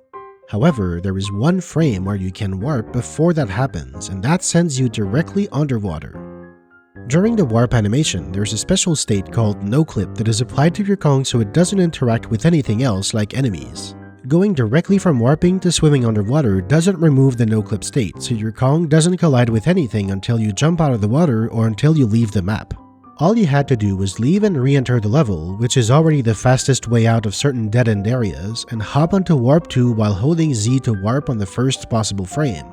This was used to enter the sunken ships much more directly than with face swimming. In Crystal Caves, one of the most annoying areas to get to is this far Warp 4 with Diddy's blueprint. The way it was done was that DK would first tag this warp on his way to the Baboon Blast, then Diddy would use an out-of-bounds rocket barrel to fly over the map halfway across the level to this room and take the previously tagged warp out. Then, after her 5-door igloo, Tiny would go over here, jump to the warp, use Monkey Port for her golden banana, and warp back out. All of that was thrown right out of the window with this igloo clip. This technically not a ledge clip but functionally very similar trick let Tiny grab her banana directly in the 5-door igloo area, after which she could warp out to the previously tagged warp. Then, with Diddy, you could simply take warp 4 to go in and out for his blueprint, and that was done. But all of these were far from being the biggest discovery. In April 2017, Balam would uncover something that would send ripples in the 101% category for years. This find was on a scale basically unheard of since skipping Trough and Scoff. The trick was dubbed Spawn Snag. Large maps in DK64 are split into sub-areas called chunks. Some objects who belong to a particular chunk, like golden bananas, will only be fully initialized when that chunk is first loaded. Bananas that appear after a challenge or puzzle are made invisible and intangible when they load. But before they're initialized, when the chunk they're in is unloaded, they are tangible and can be collected. However, approaching them inevitably causes the chunk to load, which renders them uncollectible. Or so we thought, until Balam showed that it is possible to reach some golden bananas without loading their respective chunk. With an orange clip from Funky's room, you can access the pillar where the golden banana sits without loading the arcade room, and with careful movement and camera work, you can jump into it without loading the room, which skips the whole first round of DK Arcade and saves about 2 minutes. Balam found several other instances of spawn snag, but unfortunately most of them were too complex and difficult to set up, or they didn't skip a golden banana that was very long to get in the first place. They would be great in a tool-assisted setting, but for real-time runs, only DK Arcade Round 1 skip made its way into runs. Connor's 555 was a good run, but it was, by his own admission, weaker than his 530 on Wii U. There was room for improvement, but he didn't do more runs on Nintendo 64 after that. Once again, as he moved on, a void was left at the top of the 101% leaderboards. The top players were all inactive. Balam managed to sneak into 5th place with the 617, but he also quit doing real-time speedruns and transitioned to research and tool-assisted runs. But then, 2 runners came back to 101% with the firm intention to get a sub-6 time of their own, Znernicus and me. In the process, we reshaped the Cutout Kong's route and created the ultimate level order, one that would stand the test of time. The Cutout Kong's route used to go to Factory after Castle and use that level to buy all the moves and visited Japes last for the quick blueprint turn-ins. Our route overhaul had Japes after Castle and Fungi as the last level. For Snide's visits, Fungi is just as potent as Japes. And speaking of Fungi, the ridiculous orange clip to the Balacrown had been replaced with the newest technology in face tricks discovered by TJ despite him having quit speedrunning the game. After face swimming, face falling. Another way to preserve the phase angle that you get out of first person, like swimming in a straight line, is to fall. Chunky's skid jump gives him just enough height to give him time to pull out the camera to go in first person, leave first person, and fall forward for a bit. With the right angle, this lets you fall through walls. Chunky is the only one whose skid jump is high enough for this trick to work, unfortunately, but it does let him collect this ground without having to throw 10 oranges and hope for the best. It turns out that face falling and face swimming had an evil third cousin, discovered not even a month later, face walking. By far the most powerful of the 3 face tricks, face walking literally allows you to walk in the face state. You can just look at a wall at the right angle, then walk straight through it. The tiny little detail is that you need to alternate between forwards and neutral on the stick on every single frame the entire time. Needless to say, the trick was incredibly potent on paper, but it was by no means reasonable to achieve in real time, so only face falling made it into runs. The first visit to Castle 1 was reworked to include DK's minecart Golden Banana. You're supposed to open it by pulling 3 levers. It's possible to bypass them by clipping out of bounds in the hallway with a torch, but you get stuck when trying to leave. This is an auto-walk soft lock. DK is supposed to walk until this point and give control back to the player, but because the door is solid on both sides, just like the door to Aztec Lobby, he gets stuck indefinitely. However, if you end the level visit on that golden banana, you can reset the game as soon as you collect it. With this level route, most of the moves were now bought in Jungle Japes instead of Frantic Factory. This new Japes route, dubbed 801 IQ Japes, was a masterwork of creativity and optimal pathing. We never needed to tag warp 1 and watch this cutscene because the whole level was done in a single visit without exiting through the pause menu. We made use of all sorts of clever moves to go between areas that would normally be disconnected. A lag clip, a moon kick, Chunky's shell clip, a faith swim, a torch bush, and a long skew section.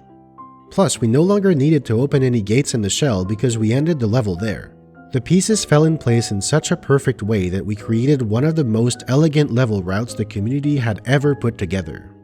Between us two, Znernicus was the first to break the sub-6 barrier with a 5:58.10 in August, and I followed suit with a 5:59.51 on October 16th. At this point, it was looking very attainable. I was ready to try and have my very first DK64 101% world record. For about 4 weeks. I didn't think I had that good of a factory. I know Bismuth has had, like, much better pace factories. Whatever. Hopefully I didn't miss something.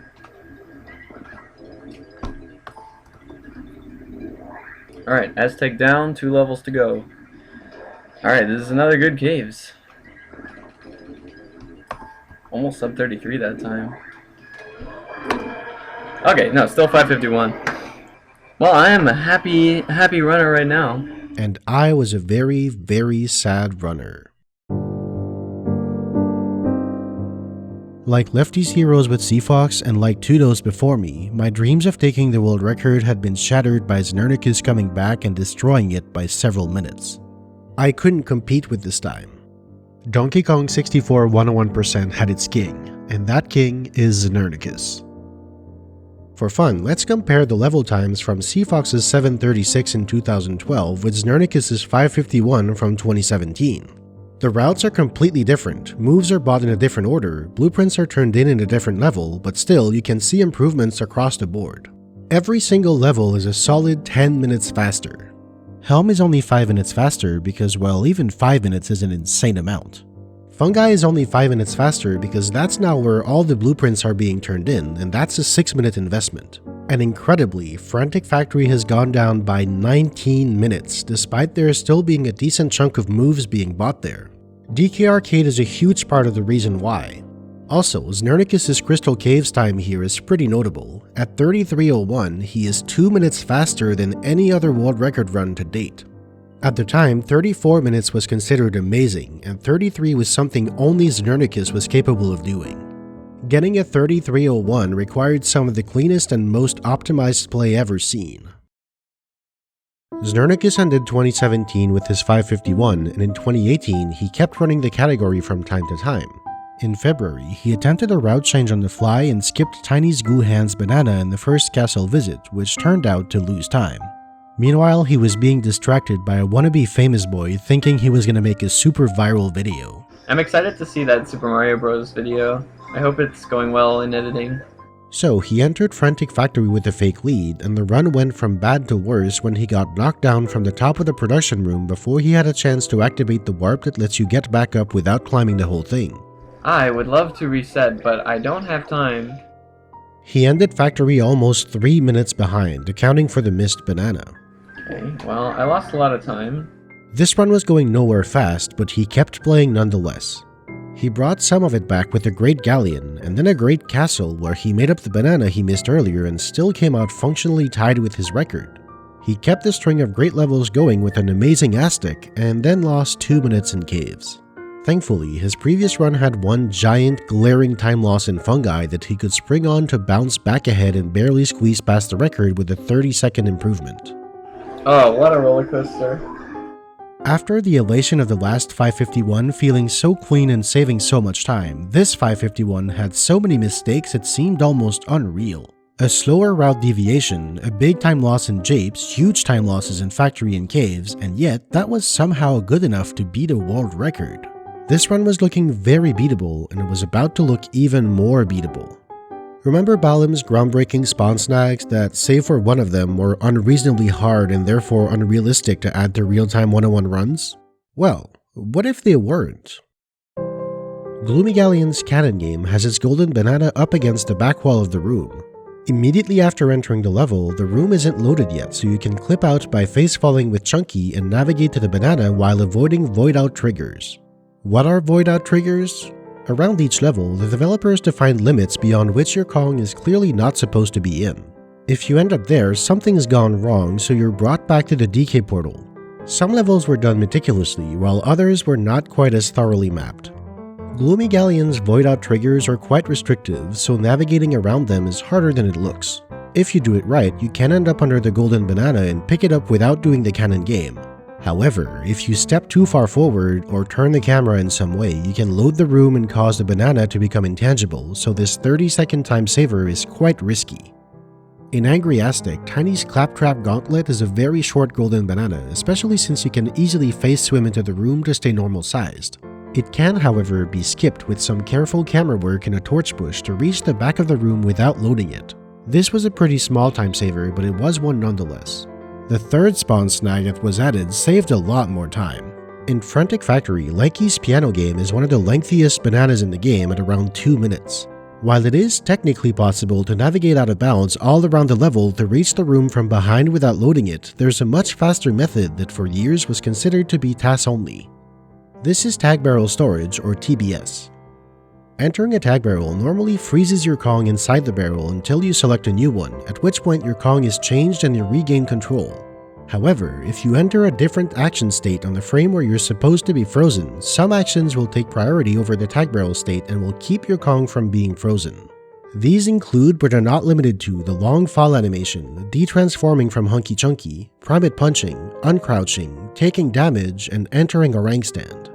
Lanky can enter a rank stand in this tag barrel, but only out of a skid jump when the barrel is at its low point. Therefore, triggering tag barrel storage requires a frame-perfect A press followed by a frame-perfect B press with correct timing and positioning in relation to the tag barrel. It's not easy. While in a rank stand under TBS, two major things happen. First, the camera is locked inside of the tag barrel, which means that no matter where you go, you will not load any other room. This is essential for spawn snagging a golden banana, but it also means you're navigating completely blind as you have no idea where your Kong is until you find the banana. And second, like banana port warps, tag barrels also enable a no-clip state. This state is lost if you walk around normally, but it is preserved in a rank stand. Those two key details make spawn snagging the piano golden banana using TBS possible. First, you need to avoid looking at the piano room by turning the camera away from it. Then you trigger TBS by entering a rank stand.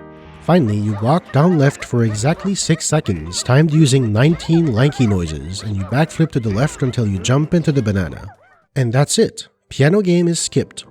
There's an additional glitch using position storage while your Kong is invisible to let you clip out of the room and return to the rest of the level, but you could also use a barrel to push you out.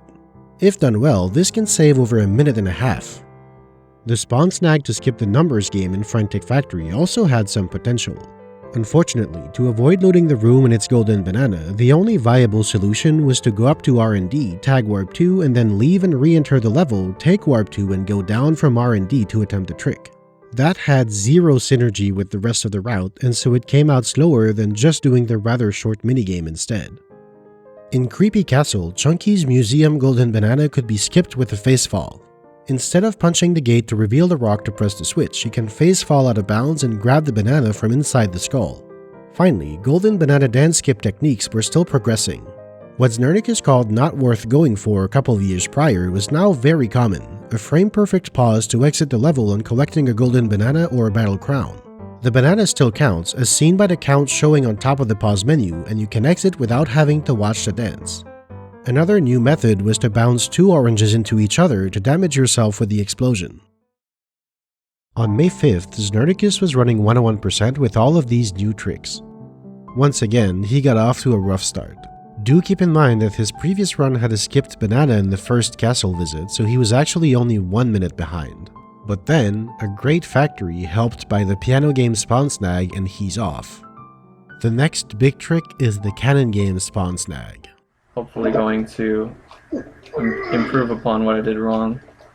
Chunky's camera facefall is already a hard trick because it's such an awkward sequence of buttons, but doing it here is even harder because the section of the wall you can clip on is tiny and stuck in a corner. That was a pretty slow clip, unfortunately. But even now, he's not out of the woods. Okay, it all comes down to the actual grab, though. No, dude! I hate this trick. Because of that, he lost a good chunk of his lead in Galleon, and he kept bleeding out time until he hit Creepy Castle. This is where he had to make up for the missed golden banana last time, and he nailed the much easier museum facefall, so he snatched nearly a minute and a half of time save there. In Aztec, however, he was running against his best time ever, and things did not go as smoothly. What was that camera flip, dude? I don't know what happened. Oh my god. Well, there goes Aztec. Gonna lose a minute here. He managed to hang on to a lead of about a minute, and he finished in 5:50.09. Again, this didn't feel like a very good run to him. Alright. I'm happy with a small PB. I consider this a small PB. I'd like to get like a 5:45 or so. In the summer of 2018 was the second edition of a yearly race that joins together a dozen of game communities, the 1545. It's a 2-day team relay consisting of the 100% category in Super Mario 64, Sunshine, and both Galaxy games, also known as the 602, the 3 Crash Bandicoot and 3 Spyro games, and the Rareware 301, Banjo-Kazooie and Tooie 100%, and of course, Donkey Kong 64 101%. Joining in that year for DK64 was a large cast of runners, including Znernicus. Speedrun marathons are not where you typically see records being beaten. Streaming to a wider audience and having to continue no matter what happens aren't really favorable conditions for setting new world records. But on that July 15th, Znernicus was in peak form and he had a lot of time save in store, so this was as good a chance he'd get. Alright, I'm not surprised by that. That felt pretty smooth. This was an amazing start. Unfortunately, he had to run against an incredible frantic factory and a fall in Mad Jack cost him 20 seconds. He loaded the cannon game room before grabbing the golden banana yet again and got destroyed by Seal Race Skip. The problem with this version of the skip is that although it is much faster, clipping through the boat requires your exact position spacing between frames to line up just right, which is basically impossible to control with enough accuracy. And so, something like this can happen and there's little he can do about it. Well, I was hoping I would still have some lead out of Galleon, but now that that happened, I don't know if I have any anymore. He capped off this mediocre galleon barely ahead, and it got worse in Creepy Castle. Technically, it even got worse in Angry Aztec. I lost 0.1 seconds. He brought it back in Crystal Caves with a great 33-minute level and cruised to the finish in 5:49.30. As more and more spawn snags were being added to the 101 route, runners had to dig increasingly deep to find valuable time savers. But you know what you find by digging deep? Diamonds. The holy grail of golden bananas to skip, the Fungi Forest Rabbit Race. You have to race this idiot twice to get one banana, which takes well over 3 minutes. The banana is sitting in his carrot house and is tangible until the tree area is loaded, so as demonstrated by Glorious Liar in 2017, it's technically possible to spawn snag it. In order to reach this point without loading the area though, you definitely have to be in tag barrel storage. You need to trigger TBS, find a way to get under the floor, and navigate halfway across a level around some of the most aggressive void-out triggers in the game, completely blind. Were 101 runners really this desperate to include something like that 5 hours into the run? Well, of course not. That's why this trick sat unused for over a year. But did you think Balam was done destroying this category? Well, you thought wrong. He found a much easier setup that makes use of the fact that you can use a combination of Lanky's or rank stand and swimming to preserve the TBS no-clip state. He clips here in the moat to end up under the floor. Then, the out-of-bounds navigation is quite convoluted and it uses audio cues from the tag barrel music to reach the rabbit race while avoiding all the void-out triggers. However, there are too many variables to be able to reach the golden banana with perfect accuracy every time, so a method for scanning was devised to try and find it in the void. If you couldn't find it after scanning around the area, or if you made one misstep on the way there and voided out, well, tough luck buddy, you just wasted 2 minutes and you have nothing to show for it. On its own, this spawn snag was seen as just a bit too absurd. After all, the rabbit race does take over 3 minutes, but performing this trick takes at least a minute and can easily take way more, so the time save wasn't quite as massive as it would seem. But Rabbit Race Skip received external help from the unlikeliest of sources. A strategy used in Ring Rush's Lotad from 2016, one that had always been considered firmly in the TAS-only territory, suddenly resurfaced because of it. Beanstalk Skip. In Tiny's anthill, on top of the golden banana, she received a giant bean that he can then plant in the aptly named Beanstalk area. The ride Squawks gives Mini Tiny is indecently long. I would love to find a way to skip these cutscenes. These are like so long and unnecessary. But the banana is so up high in the air, I can't think of a way we would get there. With Tiny. Incredibly enough, from entering the Mini Monkey barrel to regaining control after the golden banana, this sequence lasts over a minute. As you can see though, the golden banana is sitting way up there, it's just completely inaccessible for Tiny. In his Lotad, Ringrush used an absolutely bonkers strategy to bypass the beanstalk. He triggered TBS, performed gun skew and entered Rocket Barrel as Diddy, which would all be blind in a locked tag barrel camera. Then, he tagged Tiny in Rocket Barrel and used skew to clip through the wall and fly directly into the banana. Okay, that's cool and all, but that's a TAS. How could real-time runners go about collecting this banana? Okay, hear me out. How about the same method? Only here's the kicker, the tag barrel that was activated for Rabbit Race Skip is still active even after collecting that banana. Upon returning to the giant mushroom area, the tag barrel is loaded when the camera gets close enough and you can still use it while performing other actions. Better yet, thanks to going into first person after the spawn snag, the camera is unlocked, and thanks to an instrument play, the level is visible again. You simply have to tag Diddy around the back, perform gun skew, enter Rocket Barrel, and tag Tiny in Rocket Barrel to achieve the same insane skewed Rocket Barrel Tiny as in the TAS. Note that you do need to be very particular about the camera's position because the tag barrel needs to unload immediately after tagging Tiny, otherwise she would plummet to the ground and ruin the trick. And then, using a texture on the wall to line up as close as possible, you dive into the unknown and hope that you emerge on top of the golden banana. If you've been following, what I'm saying is that Rabbit Race Skip, by far the hardest spawn snag yet, considered too hard to be worth adding to the run despite its 2 minutes of time save, was saved by tacking on another, even harder insane skip that could lose you the run 5 hours in. The absurdity of these tricks was unprecedented. Their very nature meant that they had to be performed together in a run. You couldn't realistically go for Beanstalk Skip without the tag barrel storage set up by Rabbit Race Skip, and if you were crazy enough to go for Rabbit Race Skip, might as well add Beanstalk Skip while you were there. Also, the entire level had to be rerouted around them because of how restrictive they were. So if you were going for this, you were fully committed. Other than spawn snags, the Aztec Beetle Race Skip saw a major improvement. With a very precise slide kick jump aerial, you can jump down the slide without triggering the sliding animation. Then, for the rest of the skip, you must spend the entire time holding Z and doing slide kick jumps, otherwise you would start sliding slowly or stay stuck standing still. This new method takes a more direct path to the end and saves a few seconds over the ledge clip method from 2013, but it is slightly harder and riskier. It took 3 months after the 1545 for Znernicus to learn and practice the new tricks. In October, he finally set out to beat his world record again, and on the 13th, he got this run. I'm almost golding Aztec. Even with a missed Beetle Race skip, so that's a pretty big deal. I didn't think my pace was nearly that good. With a near 3-minute lead, even before the point where he could save 3 minutes, Znernicus was on a pretty amazing pace. Until he came face to face with DK64's final boss, the Waterfall Zinger. No! Oh! This Zinger is absolutely brutal. No one knows what its goddamn problem is, but one thing's for sure, it's out to get you and it's going to. Countless runners have been smacked down into the river by this Zinger, time and time and time and time and time again. That is so incredibly lame. But still, Znernicus entered Fungi Forest a minute and a half ahead. He was up against a 48:02, which considering the 6-minute Snide's visit at the end was a very solid level time. But Rabbit Race Skip and Beanstalk Skip save on the order of 3 minutes. And so he went out and beat his Fungi level time by 15 seconds. Only 15 seconds, though. I mean, I'll take it, but yeah. Unfortunately, Rabbit Race Skip did not go smoothly. He got tag barrel storage rather quickly, but when he got near the golden banana, he took forever to actually find it.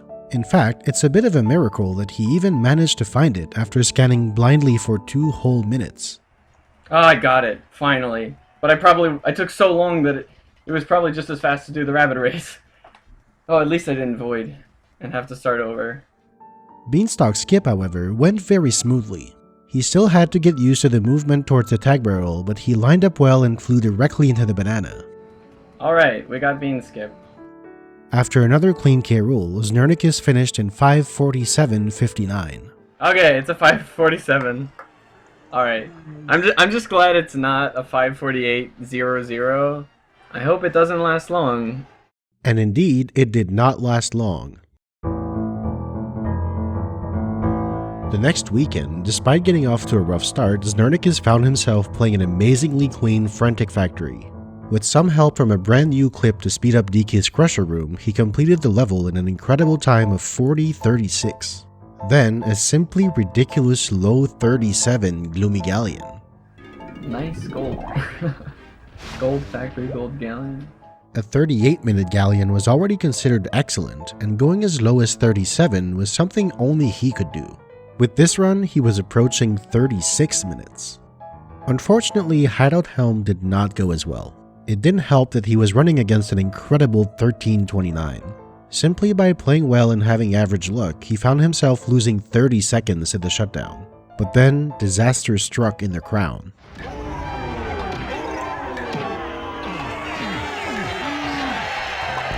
Man. That sucks so bad. Just like that, his entire lead was gone, and then some. But then came the second castle visit. A great time here is in the 32 minutes. His previous run's 33-18 was definitely one of his weaker splits, but this time everything went perfectly. All the hard bonus barrel minigames went great. 26! Have I done that well before on that one? He set a new gold split by over 30 seconds with a 31-25. What the This run is stupid. Angry Aztec went a bit under average against a strong split, but he bounced back in caves with a solid low 34 minutes. His gold split of 33.01 was still standing, untouched for nearly a year now. And so he entered Fungi Forest, this time with a 2.5 minute lead. And he still had a solid 3 minutes to save in there. And this time, he nailed it. Alright. Whew, okay. Beanstalk Skip was next. Woo! That was close. Oh my god, my heart's beating really fast. He was home free. Thank god. Alright. There's your new fungi record. Wow! Sub 530, enter King Rule. He cruised to a 542.24.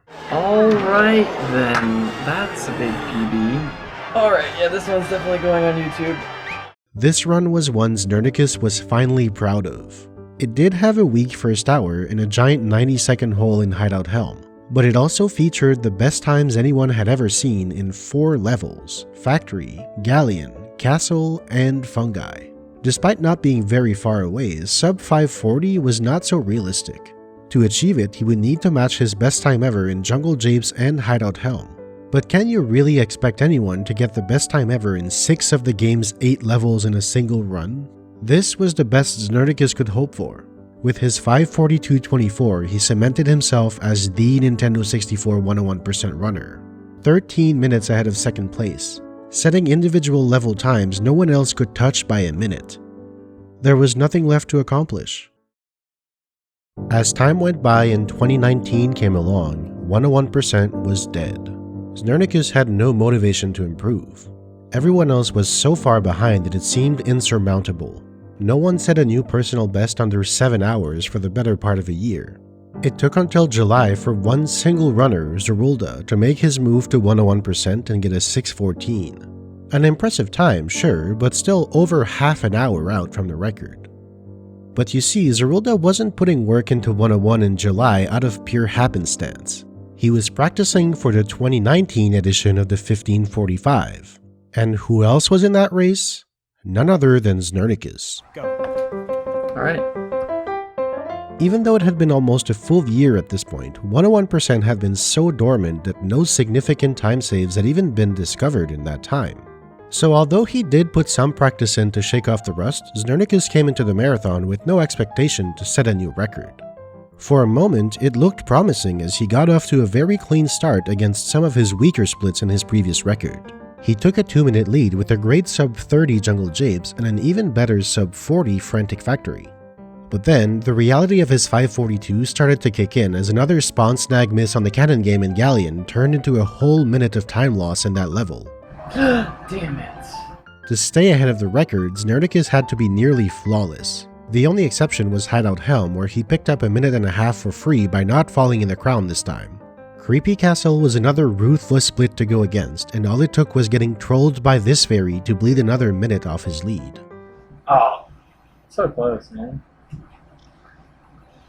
I thought I got it. Oh, what a troll. Ugh! Stupid, dude. Oh my god. There goes any hope of saving time in this level. But then, things started to look real interesting when he pulled off an amazing Angry Aztec. First try Beetle Race skip, a clean Llama Temple. He did make one major mistake where he landed at the wrong time with Diddy and had to walk across the area. I don't know how much time I just wasted there. I doubt I'll save any time on this whole level. Despite what he thought, the rest of his Aztec was so good that Znernicus still got a new best split and a total level time under 42 minutes. This is seriously gold case. Holy crap. I mean, I shouldn't be surprised because it's tracking my every move, but I'm surprised anyway. Better yet, Crystal Caves did have some space for improvement. His old 3301 best time was still untouchable, but a mid-33 was definitely in the cards. If everything went well, Znernicus could find himself up to 3 minutes ahead. At this point, world record odds were pretty serious, and he just could not stop hitting every trick. The 5-door cabin, one of the hardest 5-minute stretches in the run where every single room is super hard to optimize, went absolutely perfectly. Lanky's Beetle Ray skip was perfect. The 5-door igloo was perfect. The 3301 was finally going down. 31? What? The crystal caves he pulled off in that run was so far beyond what anyone thought was even possible. Everyone was confounded by it, but the most surprised was Znernicus himself. What? I was like, 32, here we go. What the hell? Of course, all of this could be thrown right out of the window by Rabbit Ray Skip and Beanstalk Skip, and it wasn't boding well when he spent such a long time getting tag barrel storage. But then... I ran right into it! I didn't have to scan. That makes up for all the TBS attempts. That totally makes up for it. That might be high. Yes! Alright. I let go of the full throttle forward while I was falling because it was too high. And now he was basically home free. Fungi Forest is by no means an easy level even outside of those tricks, but there was no way he could lose 5 entire minutes. In fact, he tacked on an additional 30 seconds of time save, and despite the shaky K rule, he closed it out in 5:37.27. Considering his 5:42 already seemed like a dream run, this 5:37 felt out of this world.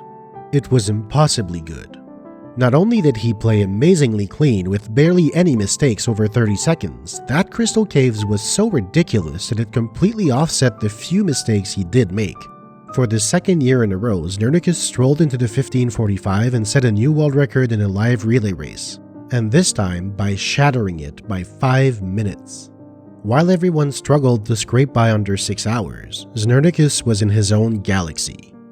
He was all alone.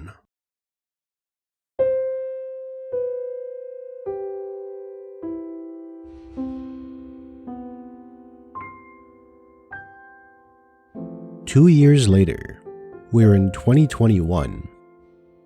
The 101% landscape barely changed. A new 101 Lotad using phase walks and spawn snags was published in late 2019, this time by Balam with a time of 4:11.49. Shortly after Znernicus' 5:37, Zerulda went and got a sub-6 of his own.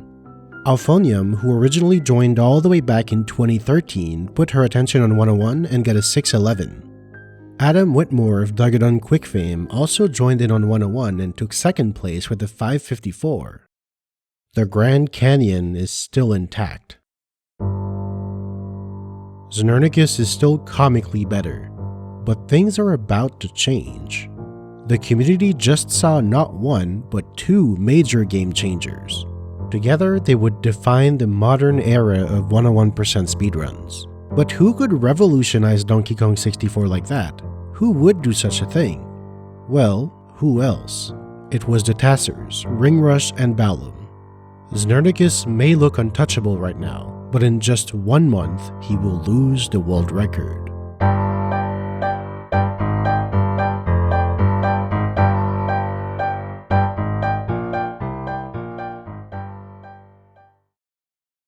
The 2 massive shifts in DK64 101 happened in the last 12 months. In August of 2020, Ringrush dropped this piece of information in the speedrunning Discord server. Phase walking, the most powerful of the phase tricks, was no longer TAS only. When facing the right direction, you could now go through basically any wall simply by going into first person and performing these inputs while coming out. Slide down, full forward, neutral, and Z all on consecutive frames. What little remained of walls in DK64 had completely vanished. Don't get me wrong though, phase walking is still really hard, but now it was at least possible. Some very dedicated runners had independently developed a similar phase walk method, but without a full understanding of the exact joystick inputs, their consistency ranged from once in a blue moon to kind of shaky. It was considered way too hard for 101. But now, people were getting it left and right. Meanwhile, Balam actually made 2 contributions. The smaller one was an improvement on something that hadn't seen any significant optimizations in a decade: basic movement. A few years prior, accurate measurements on emulator had proven what the intuition of the community had always been. DK's rolls are the fastest, followed by his kicks, then a tie between all the long jumps, Diddy's cartwheel and Tiny's slide kick at 150, and finally, all the Kong's base running speed of 140. Balam found that cancelling Lanky's rank stand in the first few frames with the jump lets him move at 170 during his jump, making him the second fastest Kong after DK. This would only save frames here and there, but it adds up over the course of an entire run. Balam's bigger contributions somehow changed the game both more indirectly and even more globally. In January of 2021, he released the very first version of the Donkey Kong 64 Practice ROM. He used his ROM hacking wizardry to conjure up a modified version of the game with special features tailored for speedrun practice, save states, assistance, input display, and so much more tucked into a user-friendly menu. Remember all the way back in 2011 when Lefty's Heroes complained about DK64's autosave system working against him? Well, this issue had been plaguing the ability to practice the 101% speedrun all this time. You couldn't, for example, practice a hard golden banana by loading up a file, collecting the banana, resetting and redoing it, because the game would have autosaved with no way to go back. So you wanted to practice Rabbit Race Skip and Beanstalk Skip? Start from a completely fresh file every single time. And this is why the practice ROM was such a monumental resource. There was now nothing in the game you couldn't grind until it was perfect. 101% had always been a speedrun that was so long you could never expect the entire run to go without any mistakes. That was no longer true. The first person to take the opportunities phase walking in the practice ROM offered was Zerulda. After conquering both the any% and the no levels early world records, it was time for him to start taking 101% seriously. With phase walking suddenly becoming viable, he took it upon himself to rework the entire route to include it. The thing is, it's such a powerful trick that it could be used everywhere. How every exactly? 59 times. Here are the most significant. All the Troffenskopf ledge clips were replaced. The orang stand sprint in Kalamzi's prison was skipped entirely on top of a void-out warp back to DK Island. Feeding the totem in Angry Aztec to spawn switches that opened the 5-door temple could also be skipped because you could simply phase walk into each Kong's temple. Altogether, phase walks could save minutes on paper, but remember that this trick is still really hard. Even the very best at phase walking would take several attempts on average and could sometimes get stuck for up to 20 or 30 seconds on a single phase walk. Once that was done, he began to break the run up and to practice every little bit using the practice ROM. He dug in and refined every stretch, every little bit of movement, every single trick in the run until he had it down to a science. He ran individual levels and compared his times to what Znernicus could get, and he didn't stop until he knew he could not only match him, but beat him. The amount and especially quality of the practice he put into the category showed immensely and immediately. On July 12th, in preparation for that year's edition of the 1545, Zerulda improved his personal best from 558 to 551 and took second place. During that run, Zerulda got to show off the newest development in Golden Banana Dance Skips with the Shockwave damage setup, where charging a Shockwave into an orange extends your hitbox and allows you to get hit by oranges that would never hit you otherwise. His very next attempt was in the 1545 2 days later, and he dropped his time to 541. That's right, Zerulda closed the massive gap with Znernicus in 2 days. 31:35? What? Improving that run, however, did not come easy. It took him 1 month and over 30 attempts to finally get a run on pace to improve his 541. Just like Znernicus before him, he came out of Jungle Japes just barely over an hour. A couple of years earlier, a sub-hour Jape split was sort of a mythical perfect start, but now, with phase walking, it was an inevitability. In Factory, Zerulda's clean play and phase walking ability made a mockery of the 40-minute mark with a 39:18. Galleon was one of the few levels that phase walking could not improve significantly, but he stepped up and gained time over the record with an excellent 37-minute time. Helm and Castle are a bit of the same story, and he kept up the pace to end up entering Angry Aztec with a near 2-minute lead over the world record. And here, phase walking was massive. Totem skip prompted a reroute of the level that saved up to 45 seconds. While waiting for the vulture to show up, instead of pressing the totem switch, Diddy would round the gongs and interrupt the long rising tower cutscene with the vulture. And so, in a level that Znernicus could barely clear under 42 minutes counting both visits, Zerulda zoomed through in 40:11.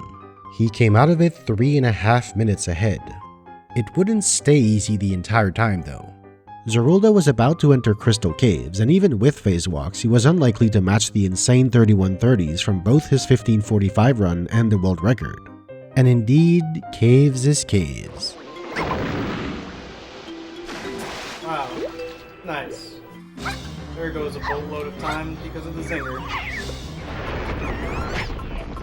Dude, what the? Dude, the Kosha! Are you kidding me? Go away! Despite coming out of it with a very respectable 32:30, his lead had shrunk considerably. And no lead is safe with the rabbit race and beanstalk skips. Oh my god, yes! I knew it, dude. I knew I was too low. I told you this can happen.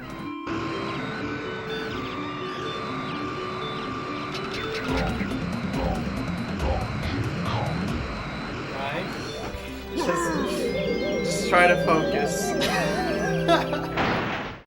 You could see how visibly nervous he got, knowing that there was barely anything left separating him from his first 101% world record and the leaderboard sweep. But he mostly kept it together through the rest of Fungi and topped it off with an amazing K rule to set a new world record of 5:36:32. Dude, I did it! I did it! I got the sweep! Oh my god, I never thought I would get this far. We're celebrating the second I see that second cutscene come on the screen. In a matter of weeks, Znernicus' seemingly untouchable record had fallen. Dude, we did it! Though he definitely did not come out of nowhere, Zerulda's lightning speed improvement was still nothing short of incredible. This man took his time from 5:58 to 5:36 in the span of a month. And one thing was sure, he wasn't gonna stop. Only 4 days later, Zerulda's already on great pace early. He's in high spirits until he gets absolutely ridiculed by a fairy. Seriously? Dude, what? It's right there, dude! Come on, take a picture! Trash, man. Absolute trash. Despite breaking the hour barrier with an awesome 58 Jape split, he's still a bit miffed about that fairy. Still a 58. He gets trolled again by another fairy in Factory. Dude. God. Very trolled. After mostly keeping pace, he gets destroyed by that same fairy that betrayed Joe Vivel 15 years prior.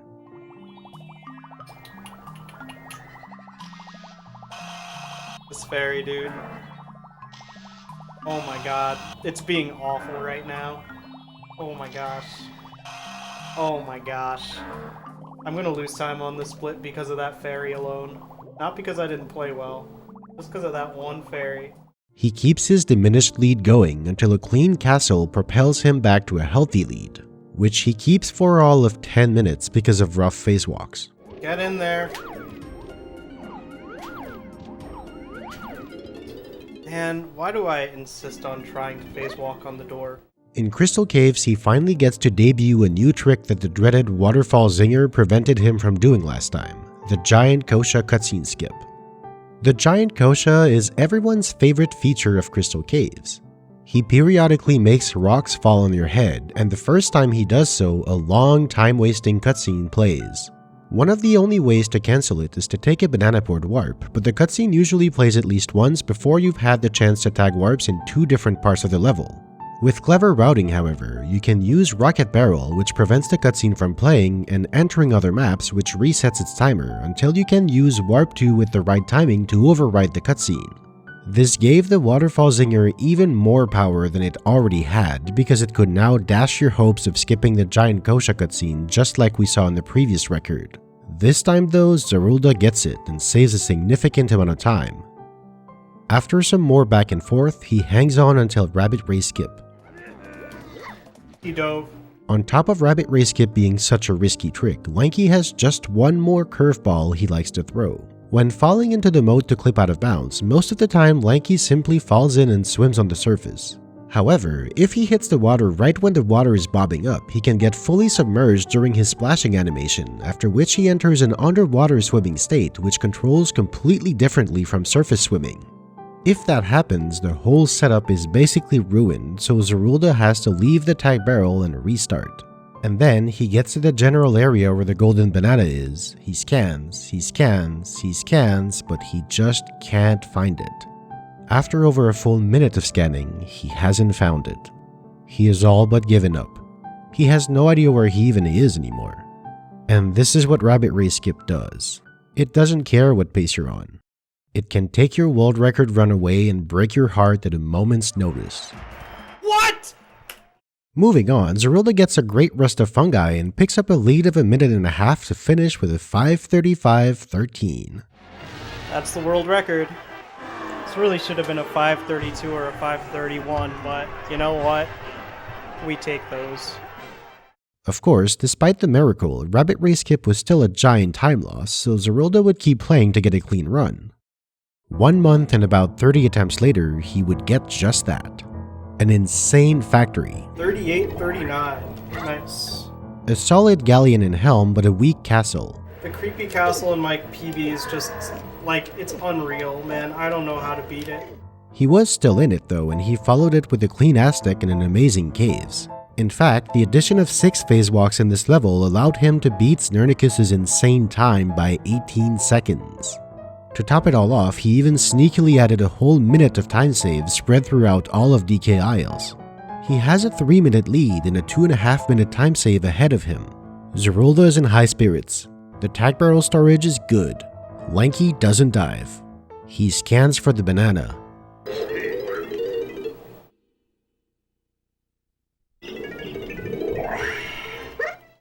Of that 2.5 minutes, Zerulda salvages 3 seconds. He doesn't even have time to be disappointed though, because Beanstalk Skip is right around the corner. Oh, that was perfect, dude. That was absolutely flawless. The rest of Fungi did have some mistakes, but he still managed to get out with a healthy lead to close out the run in 5:32.45. We did it, fam. That's world record. At this point, the 101 record was becoming amazingly clean. Before Fungi Forest, the only bad level was Creepy Castle, and it was still faster than Znernicus had ever done it. Thanks to phase walking and the practice ROM, the standards were just that much higher now, and he was meeting them almost every single time. But Rabbit Ray Skip, still as cruel as ever, left a giant hole in the run. He just could not catch a break. Zerulda was demonstrating a shocking amount of consistency though. A couple of weeks and another 30 attempts later, on October 9th, he would find himself entering Hideout Helm functionally tied with his 532, exactly where he wanted to be. He lost a bit of time in Helm itself, but this time, Creepy Castle went well. 30-50, nice. He left Angry Aztec again, practically tied. Oh no, I'm red! His caves was flawless. In fact, he was about to get the first 30-minute level time until right at the end. He went for the harder chunky ice shield clip for a chance at the frame-perfect pause exit on the golden banana dance skip and lost all his time there. Dude, please! And so he left caves for all intents and purposes tied. I just lost all my time to that. It would all come down to Rabbit Ray Skip and Beanstalk Skip.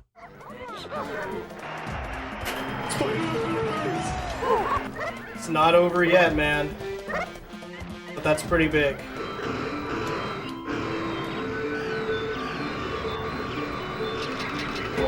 Let's go! Zerulda had done it. Let's go, dude! He had finally gotten a clean Rabbit Ray Skip. He even picked up the time he dropped last time for good measure, and he entered K-Roll with a slim chance of a 528, despite some naysayers claiming otherwise.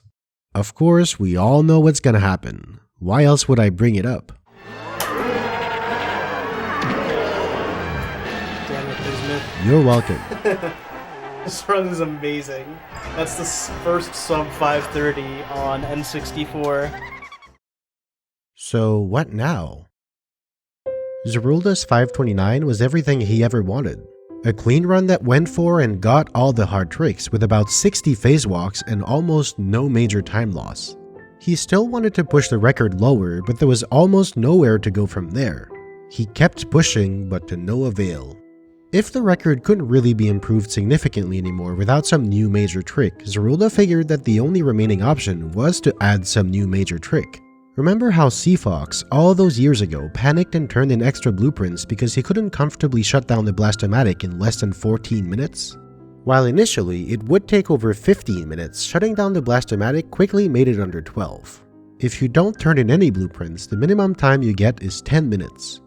Theoretically, if you could shut down the Blastomatic within those 10 minutes, you could avoid tacking on an extra visit to Snide before Helm to get more time and save 20 seconds.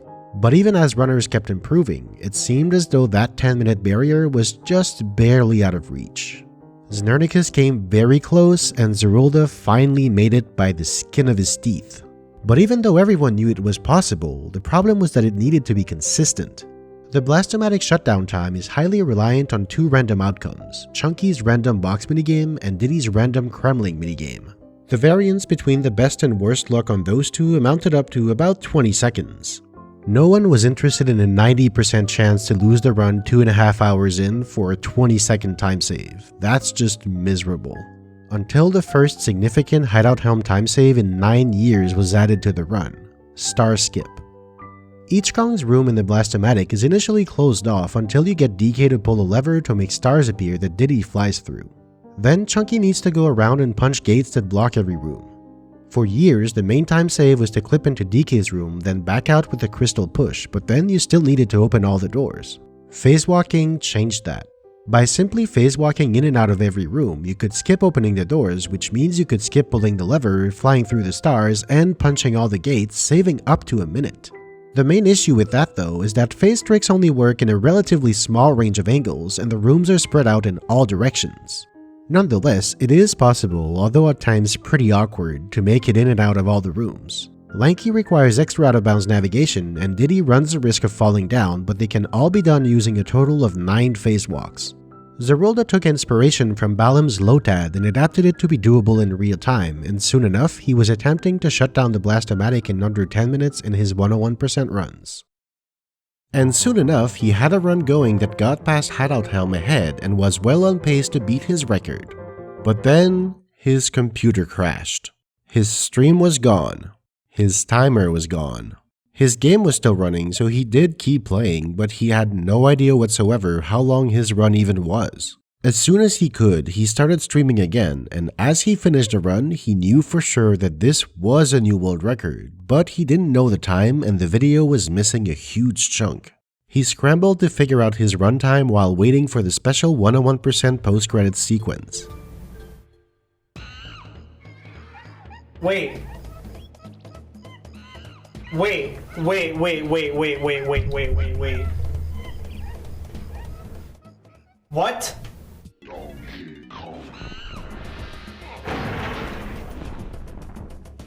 What?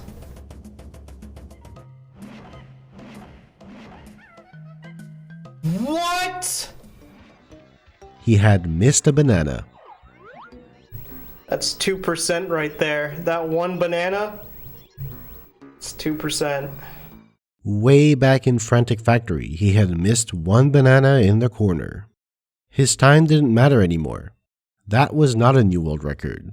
Despite over 150 attempts, Zerulda went the rest of 2021 without beating his time. Although the 529 was still standing entering 2022, it didn't take very long for it to be challenged. On January 2nd, someone found himself on a promising pace. That man was Znernicus. The advent of the practice realm and phase walking didn't only benefit Zerulda. Znernicus put in the hours and he also grew into a proficient phase walker. He became consistent enough to challenge the record with Helm's Star Skip. He got almost his entire lead off of a legendary 3602 Gloomy Galleon, something that just a few months ago would have been literally impossible. But the scary part was coming. Could he shut down the Blastomatic in under 10 minutes in a run? The time save was going to be nice, but there was still significant risk of running out of time, which would be quite literally game over for the run. On top of the random barrels, the level now hinged on over 10 phased walks with only about 1 minute of total leeway. Znernicus made it this time, but he and Zerolda would experience their fair share of close calls. Get the fuck out of here.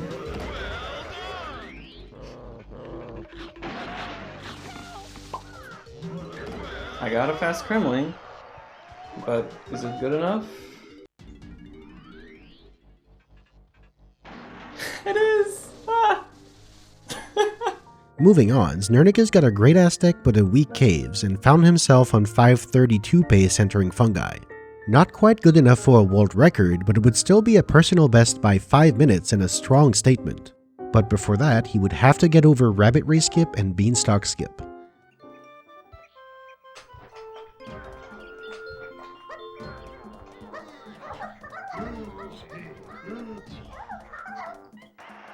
Okay, we found it. Took a while, but we found it. No. What? What? Okay. Has anyone seen that happen before? That was disastrous. He had to reset, go back to Fungi, get TBS again, tag Tiny in Rocket Barrel, and fly to the Golden Banana. Even worse, he missed the banana the first time around and had to do it again. When all was said and done, Znernicus lost 4 minutes and was barely ahead anymore. He finished in 5:36.38, still a personal best, but was sorely disappointed. I mean, I'm proud I PB'd despite what happened. Meanwhile, Zerolda clocked in 160 attempts before he finally ended his drought on January 6, 2022.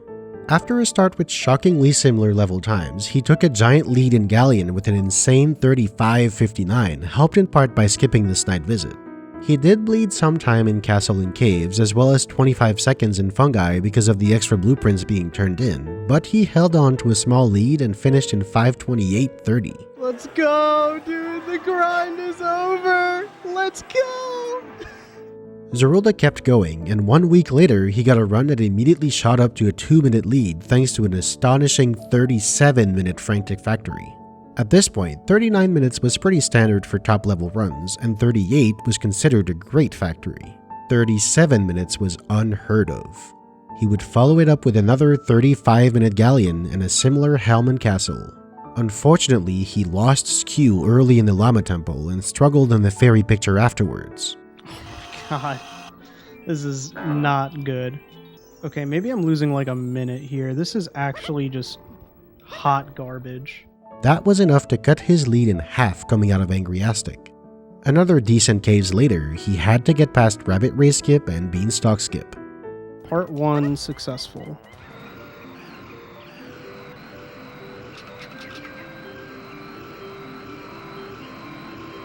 Missed it. Got it. Okay. Whew. Okay. He came out of it still decently ahead, and he got a new record with a 5:27.34. That's world record. Yes, dude, let's go. Yes.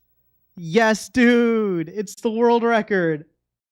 Zerolda had taken the record down a full 10 minutes, about half with phase walking and half with fully refined optimized gameplay.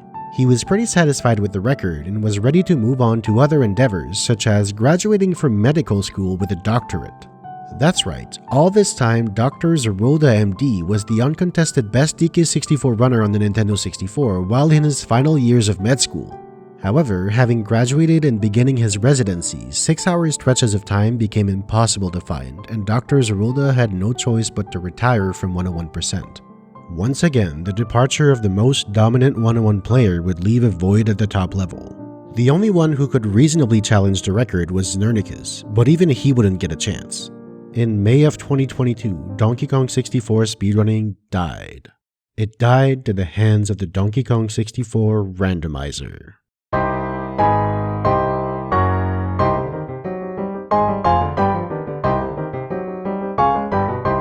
When it came out, the DK64 randomizer took the entire community by storm and everyone was playing it.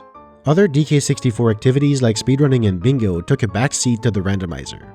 But this didn't last that long, only about a year. During that time, Adam Whitmore would claim a 538 and a new runner, Corncob, would make her entrance in the sub-6 club with a 557. 557.08. In 2023, 101% would be revitalized and nearly everyone at the top of the leaderboard was active. Everyone except Zerulda. On March 26th, Znernicus, Adam Whitmore, Alphonium, and Corncob did a 101% race. Adam Whitmore won the race and took second place on the leaderboard with a 534.29. Znernicus was a bit rusty and finished in 540, and Alphonium improved her personal best to 553.57. Corncob did not beat her personal best in that race, but she would improve throughout the year to a 549. Summer came, and Znernicus once again partook in the annual 1545 race. He had shaken off the rust and was back in form. Would he once again set a new world record in the 1545? He got off to an amazing start. Run is fine. Incredibly though, he was still over a minute behind Zerulda's record. Zerulda's starts were just that strong. Unfortunately, after all these years, Mad Jack still exists. No! Why? A couple more small mistakes later and he came out of factory losing a minute. Definitely not my best work in that level, but we continue. With it being a relay race, Znernicus was not going to risk a game over, so he turned in the extra blueprints in Galleon and ate the time loss. Entering Hideout Helm, he was 5 minutes behind. His own best possible time, which is adding up all his best splits ever from this point to the end of the run, reads 5:30. World record is out of the question. But then, Znernicus woke up. 830x shut down? Am I counting that right? Nice gold helm.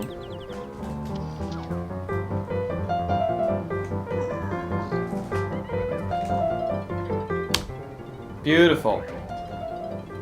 How did I save that much time? It doesn't make any sense. Man, I really hope I'm not forgetting things, because I did not expect to be saving that this much time. How's the run? Surprisingly well. Makes me think that my practice is really paying off, or that I'm missing things. I hope it's the former and not the latter. 2, 3, 4, 5, 6. Oh, thank God, it was in my radius. Okay, good. Nice. Alright. Now we just gotta fly through this wall. Yes, we did it. We got the beanstalk skip. I'm real happy about that.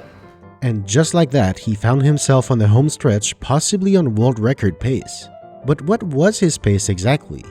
Well, unfortunately, his deficit was just too large and he came up short. He was still about a minute behind the record. He also lost some time towards the end of the run, including to some of the purest distilled nonsense the game can muster. What? That has never happened to me before. Nonetheless, he set a huge new personal best with a 5:29.22.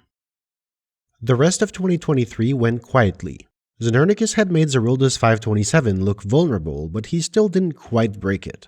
The year turned to 2024, and immediately 2 events would help shape it into the year of 101%. February 12th.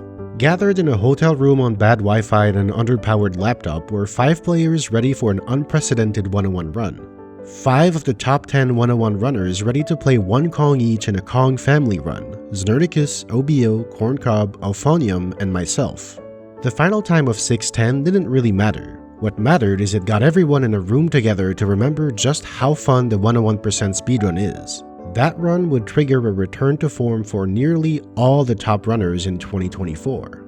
2 weeks later, Balan would release the 3rd and to this day final edition of the 101% task. Motivated by a crazy glitch discovered by Ringrush back in 2021, this task clocks in at 3:58.46, just under the 4-hour mark. The route had been completely transformed from a non-linear but logical sequence into a ridiculously convoluted multiverse traversing absurdity that visited Gloomy Galleon 3 times and Fungi Forest 4 times. That was wrong barrel resolution.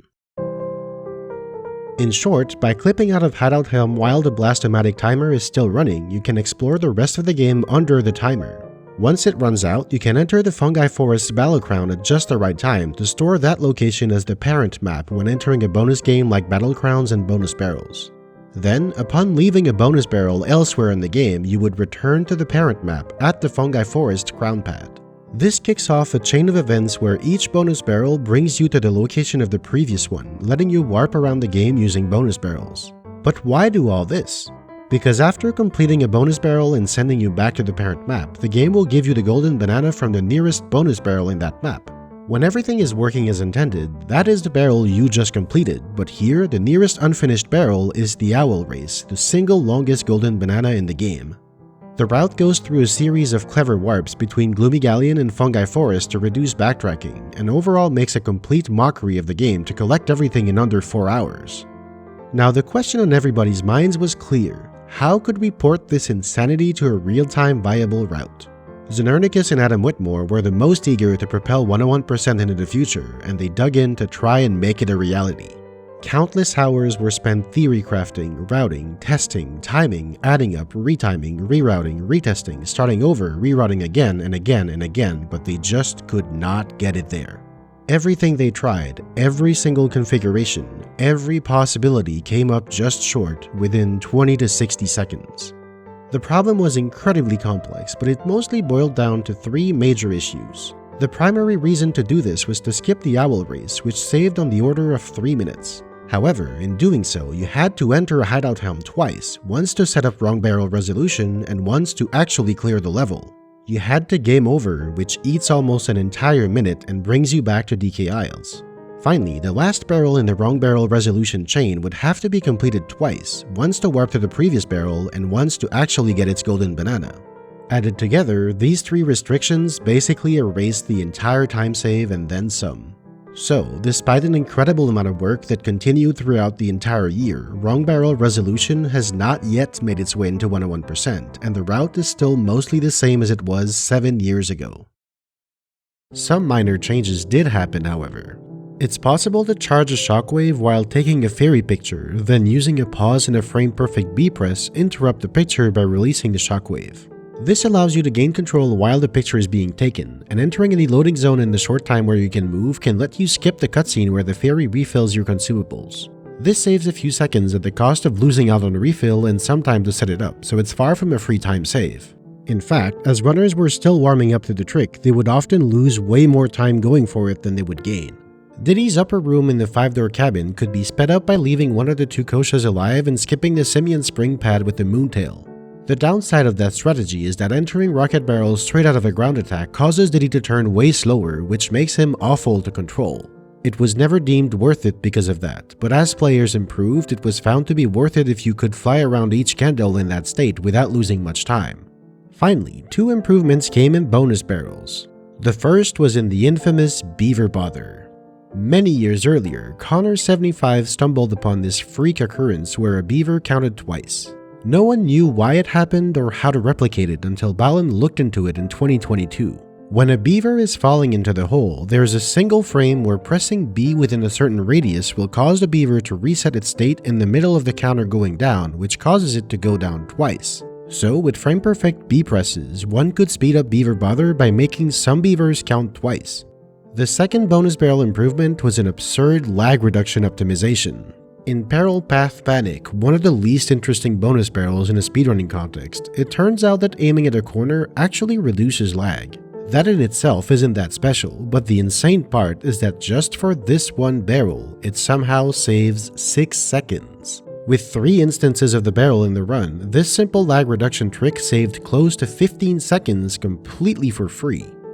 Starting in February, the 101% frenzy begins. Corncob improves her time twice and settles on a 546 flat.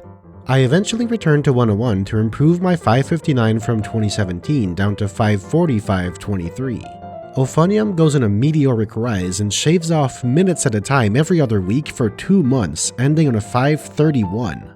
Adam Whitmore also returns and sets a 530, but it's Znernicus who's in peak form and ready to take down Zerulda's now 2-year-old record. He put his head down and went for attempts every day that he could. He was consistently on great pace, almost never resetting any of his runs. But there was one wall standing in his way: Rabbit Race Skip. The unfortunate nature of failed runs is that they're not remembered. No one saves the video of some random speedrun attempt that went nowhere. So it's no surprise that of the next couple dozen runs, almost nothing remains. What we do have is split times. So I made a graph showing 2 things. First, the potential pace a run was on when entering Fungi Forest, the last level in the run, assuming that the last hour was good but not unheard of good. A 43:30 Fungi, a great level time for sure, but one that Znernicus is well capable of and in fact has beaten by up to 30 seconds. A 3:50 split to enter the K-Rool fight, and a 12:20 K-Rool on par with a clean but not amazing final boss. This comes up to almost exactly 1 hour. And second, the actual time he got once, if he got through Rabbit Race Skip and Beanstalk Skip. Attempt 228, on pace to set a new personal best by a minute, he loses that time in Fungi and has a bad K-Rool to miss it by 27 seconds. Attempt 229, same exact pace, lost 2 minutes and got a 530. Attempt 234, on 526 pace, which would be world record, crashed and burned, did not finish. Attempt 235, dead run, 3 minutes behind PB. He gets the best Fungi of his life and a 531. Attempt 236, 525 pace. He loses 12 minutes, 537. Attempt 239, the same exact pace, loses 2 minutes, misses the world record by just 10 seconds. But hey, that's a new personal best. Except it wasn't, because when the 101% special credits didn't play after his run, he found out that when he got Key 2, 9 minutes into the run, he reset his console 1 frame early and the game did not save. Attempt 241, narrowly world record pace, did not finish. Attempt 242, definitely PB pace with a slim chance at world record still, he loses 4 minutes, 531. Attempt 244, just about PB pace, loses 7 minutes. Attempt 246, on pace for a mid 522. This would be a huge world record. There is no way he doesn't, and he voids out several times, loses 9 minutes plus another in K-Rool for good measure, 532. Attempt 250, this time on low 524 pace, which would still be an amazing record. This one does have a video. I wish it didn't.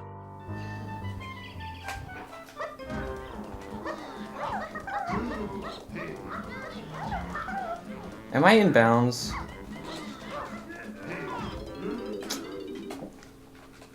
Well, I didn't void out in the normal way, but it didn't work either.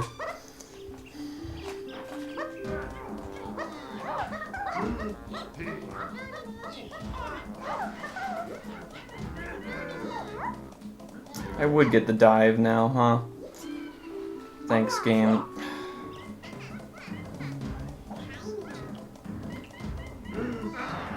This time, no scanning required. With the same setup. I told you my setup is fine. I told you my setup is freaking fine. That was bad, but he was absolutely still in it. This could still 526. He's finally past the skips that have haunted him for so long. Fair warning, what comes next is legitimately hard to watch. I'm gonna let it play out in its agonizing entirety because it needs to be experienced uncut in real time.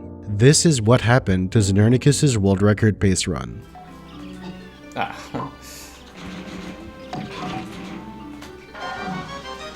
Oh no.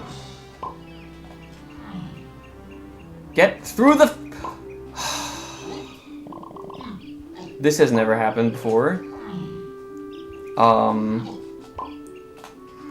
I wanted to take damage on the thing, not go through it immediately. That has never happened like that in all of my runs. When does this guy respawn? You gotta be kidding me. There's no other time to come back.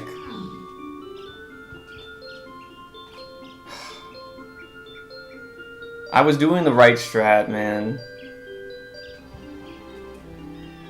the strat is you're supposed to take damage on thorns while waiting for the blueprint to become tangible so that you can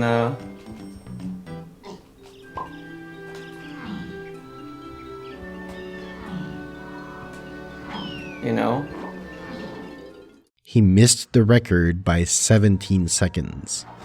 Alright, GG guys. I did my best. I got a 527. God damn, I'm so close to a sub 525. I'm so close to a 522, maybe 523. We're gonna get it. We're going to get it. I'm not discouraged yet. Somehow. The very next attempt, Znernicus finds himself once again on the same low 524 pace entering Fungi Forest. Surely, this time has to be good, right? Yes! Alright, we got it. Alright, let's go, man. I've been waiting for that.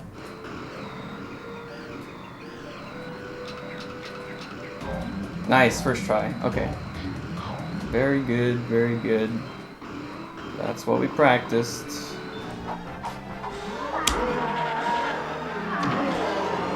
That was fun.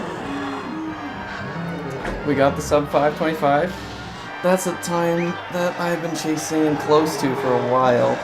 Fungi finally went well today. March 23rd, 2024. Znernicus finally reclaimed the crown. Over 10 years after his first ascension, it was finally the return of the king. Summer 2024 came along, and with it, another edition of the annual 1545. Znernicus entered the race again. However, so did Adam Whitmore, who recently jumped to second place with a 527 of his own, and although Euphonium's 531 was a bit removed from the record, with the incredible rate at which he had improved, anything was possible. In the end, both her and Adam ended up several minutes off their personal bests, which is honestly what you should expect of anyone playing in a race setting like that. But Znernicus isn't just anyone, and he's about to show why. He started off slightly behind, but 40 seconds isn't anything he can't come back from. In fact, an amazing 37-minute factory does just that for him. In Galleon, however, he opts to turn in blueprints, because again, you do not want to game over in Hideout Helm during a 2-day-long relay race. So he eats the time loss and goes on to have a great helm. But then, disaster strikes in Creepy Castle. No. Oh, I haven't messed that up in ages. Where's the last one? No, that's why for No! No! That's so bad! No, I lost homing ammo. In like a bizarre way. Skipping Sniper Scope here is reliant on using homing ammo to curve the shots towards the switches. Here, he was attempting to overlap two cutscenes, this one when you kill all the enemies, and that one after shooting all the switches. However, his last shot was intercepted by the balloon instead, and he used his remaining homing ammo on the enemy for the cutscene overlap. There was nothing else he could do here but leave, collect more homing ammo, and come back later. That cost him over a minute. Aztec 2 is not good news either, and so it would seem that Znernicus would not get a new record in the 1545 this time. Why did I lose skew there? Well, I'm now only 7 seconds off PB. Again, he came out of nowhere and had an absolutely flawless Crystal Caves to propel the run back into relevance. This time with phase walks and other optimizations, 30-22. That time was nuts. And remember this, because he turned in extra blueprints in Gloomy Galleon, his visit to Snide and Fungi will be 20 seconds shorter. So he is, in fact, on world record pace. Can't get the TBS. Finally. Taking 50 seconds to trigger Tag Barrel storage was not ideal. In fact, despite both Rabbit Race Skip and Beanstalk Skip going well in this run, and despite the blueprint discrepancy, Znernicus found himself losing time and getting out barely behind. Dude, I only lost 3 seconds to PB in that Fungi. Wow. I am 10 seconds behind PB entering K-Rool. What? He tried his best to bring it back in K-Rool, but it was just too much. He finished in 5:24.58, 12 seconds behind his record. Because the 1545 is such a huge relay race, Znernicus could not afford to skip turning in blueprints before Helm and to skip looking at the total screen at the end of Fungi Forest. Together, these two things add up to 25 seconds. Had this not been a race setting, this would have been a new world record. It is now fall of 2024, November 10th to be precise. Euphonium improved to a 529 a few months ago and could threaten the record. Adam Whitmore drops this fun fact: going to the sound settings and selecting mono audio can help reduce lag. In laggy areas with lots of sounds, it seems like it saves a significant amount of time. For example, Tiny's car race in Factory appears to speed up by a couple of seconds. The long cutscene between Lanky's and Tiny's phases of K. Rool is 2/3 of a second faster. It's hard to measure precisely how much time is saved because there are often outside factors that prevent direct comparisons. It definitely saves time, but how much is a complete shot in the dark.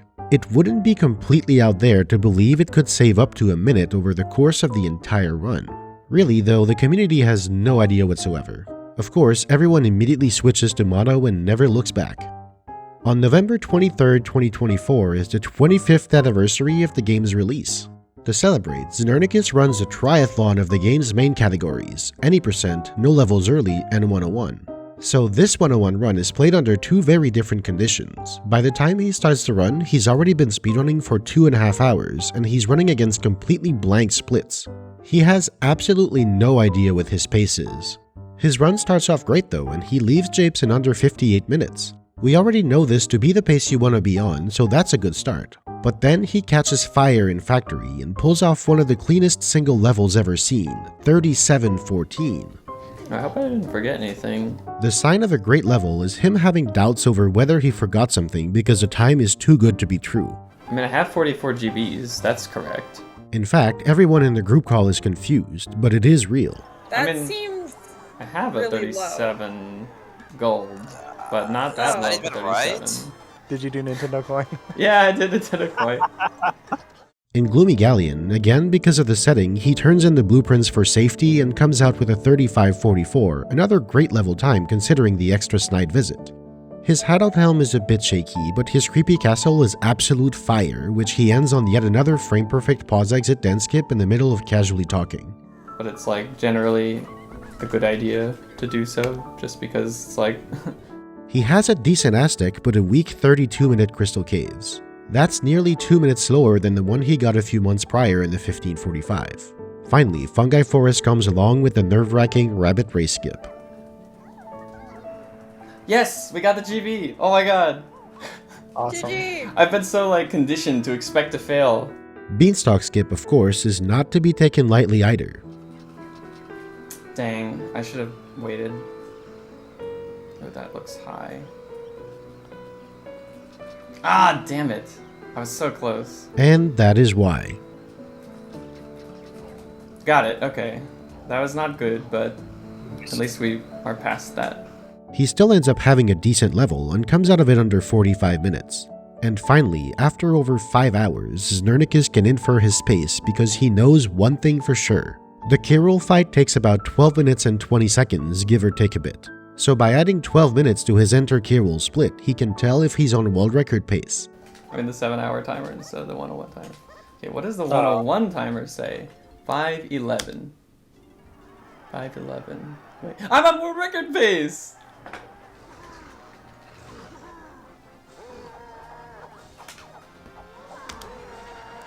Nice, dude. 5:23:25. Alright. GG. 5:23:25 was an exciting new world record with some crazy level times, but also a pretty weak late game. Znernicus' goal time at this point was a 5:21, as he demonstrated he was well capable of doing, but he reckoned a 5:19 would be possible, albeit extremely difficult. Overall though, 5:23:25 was a satisfying run, and so he had no immediate motivation to improve upon it. There's no better motivation than yet another 1545 race. Znernicus set out to participate in the July 2025 edition, and so began a month-long process of digging in and practicing until he had the whole run at his fingertips again. It had been over half a year already though, so rust had clearly set in. His first runs back were a 5:32:40 and a 5:30:16. He was making all sorts of little movement errors and just generally not quite playing at a world record level, resulting in bleeding time at a rate of about 1 minute per level compared to his 523. Although he did pull off his best ever Gloomy Galleon, and a near perfect hideout helm to put himself within striking distance of the record, and a third best level time in a row with Creepy Castle pulling ahead of the world record.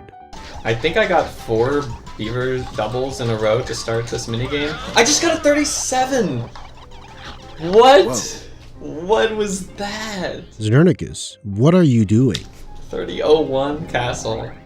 After 2 straight hours of flawless gameplay, he did slow down a tiny little bit with an angry Aztec that was only extremely good instead of the best that had ever been seen. He continued with his second fastest ever Crystal Caves, and so, against all odds, way ahead of his derusting schedule, Znernicus was headed into Fungi Forest with a lead of 1 minute and 10 seconds over the world record. Wow, I can't believe I actually went for that and it worked. 6. Yes, let's go. Let's go. 1 more. Beanstalk. 8 here.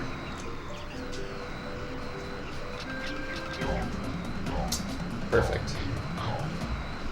Okay, yeah, we are well under 5 hours entering Snide. I don't know why I thought that was going to be like really tight. There's no way we're like 3 minutes ahead. That's nice. VC record is only done around now. And all I have left to do is K-Rule? Dude, this run is insane. 1 more. Man, I'm 1 punch away from getting sub 520. This is insane to me. We did it! We got a huge record. I didn't quite sub 520, but this is actually the time that I had set my sights on when I got the 524 or the 523. I was doing the math and I was like, I know I can save roughly like 3 more minutes. The 4th minute, I didn't visualize it in my head, but now I know where it is and I will show you. We have, and this sounds ridiculous, 2 minutes to save in Frantic Factory going up against this run. So the sub 520 is really going to happen if I put everything together. Just ahead of the 1545, the numbers game Spawn Snag, deemed unviable for years, was suddenly salvaged thanks to the discovery of an extremely complex method to avoid loading the room early. When coming in from this tunnel, you could turn your camera to look away. Despite the new trick, Znernicus wasn't quite able to beat the record again during the 1545, although in typical Znernicus fashion, he came impressively close with the 521.15. To this day, 520.16 currently stands as the 101% world record. It would seem like Znernicus' position at the top is once again comfortable, but there might be a new challenger approaching on the horizon, Random Sauce. Whoa, I bought business. I bought Tikero. The new No Levels Early world record holder is currently showing serious potential to enter the top 3 in 101% in just the next few weeks. Like Znernicus said, on Wii U VC, the current world record held by Signa is 507.18. Znernicus' goal of 519 is definitely achievable, and a time as low as 517 is not completely out of the question. Signa has no plans to improve the record on VC, but Connor75 is showing an interest in coming back. In 2006, the 101% speedrun had 0 tricks and glitches in it. Over the past 19 years, so many tricks have been incrementally added to 101 that it's easy to take them for granted and forget their existence. So why don't we take a moment to appreciate how far we've come and look at this fairly comprehensive but by no means exhaustive list of every trick in modern 101% speedruns. Each trick will have a difficulty rating based on the subjective opinion of the category top-level runners and a risk rating which estimates how much time you're risking to lose by failing that trick. First, the current world record performs 60 total phase walks throughout the run. This is roughly 3 consecutive frame-perfect joystick inputs, so it is basically the hardest trick in the run. However, it does benefit from being extremely quick to retry over and over, making it a maximum difficulty but minimum risk trick to go for all the time for the entirety of the run. A total of 90 golden banana dances that aren't trivial to bypass are skipped. 45 with orange damage, 6 with enemy or environmental damage, 2 with orange shockwave damage, 6 with rocket barrel, 14 with a precise jump, 7 with cutscene overlaps, and 10 with a frame-perfect pause exit. Battleground cutscenes are also skipped with a frame-perfect pause exit. Alright, and now every major trick in 101%. Clip out of Training Grounds. Clip into Banana Fairy Island. Moonkick to Aztec Lobby. Moonkick to the top of Aztec Lobby. Aztec Lobby early. B-Locker skip with DK. Llama cutscene skip. Trough and Scoff skip in every single level. Dugadun quick for Key 5 early.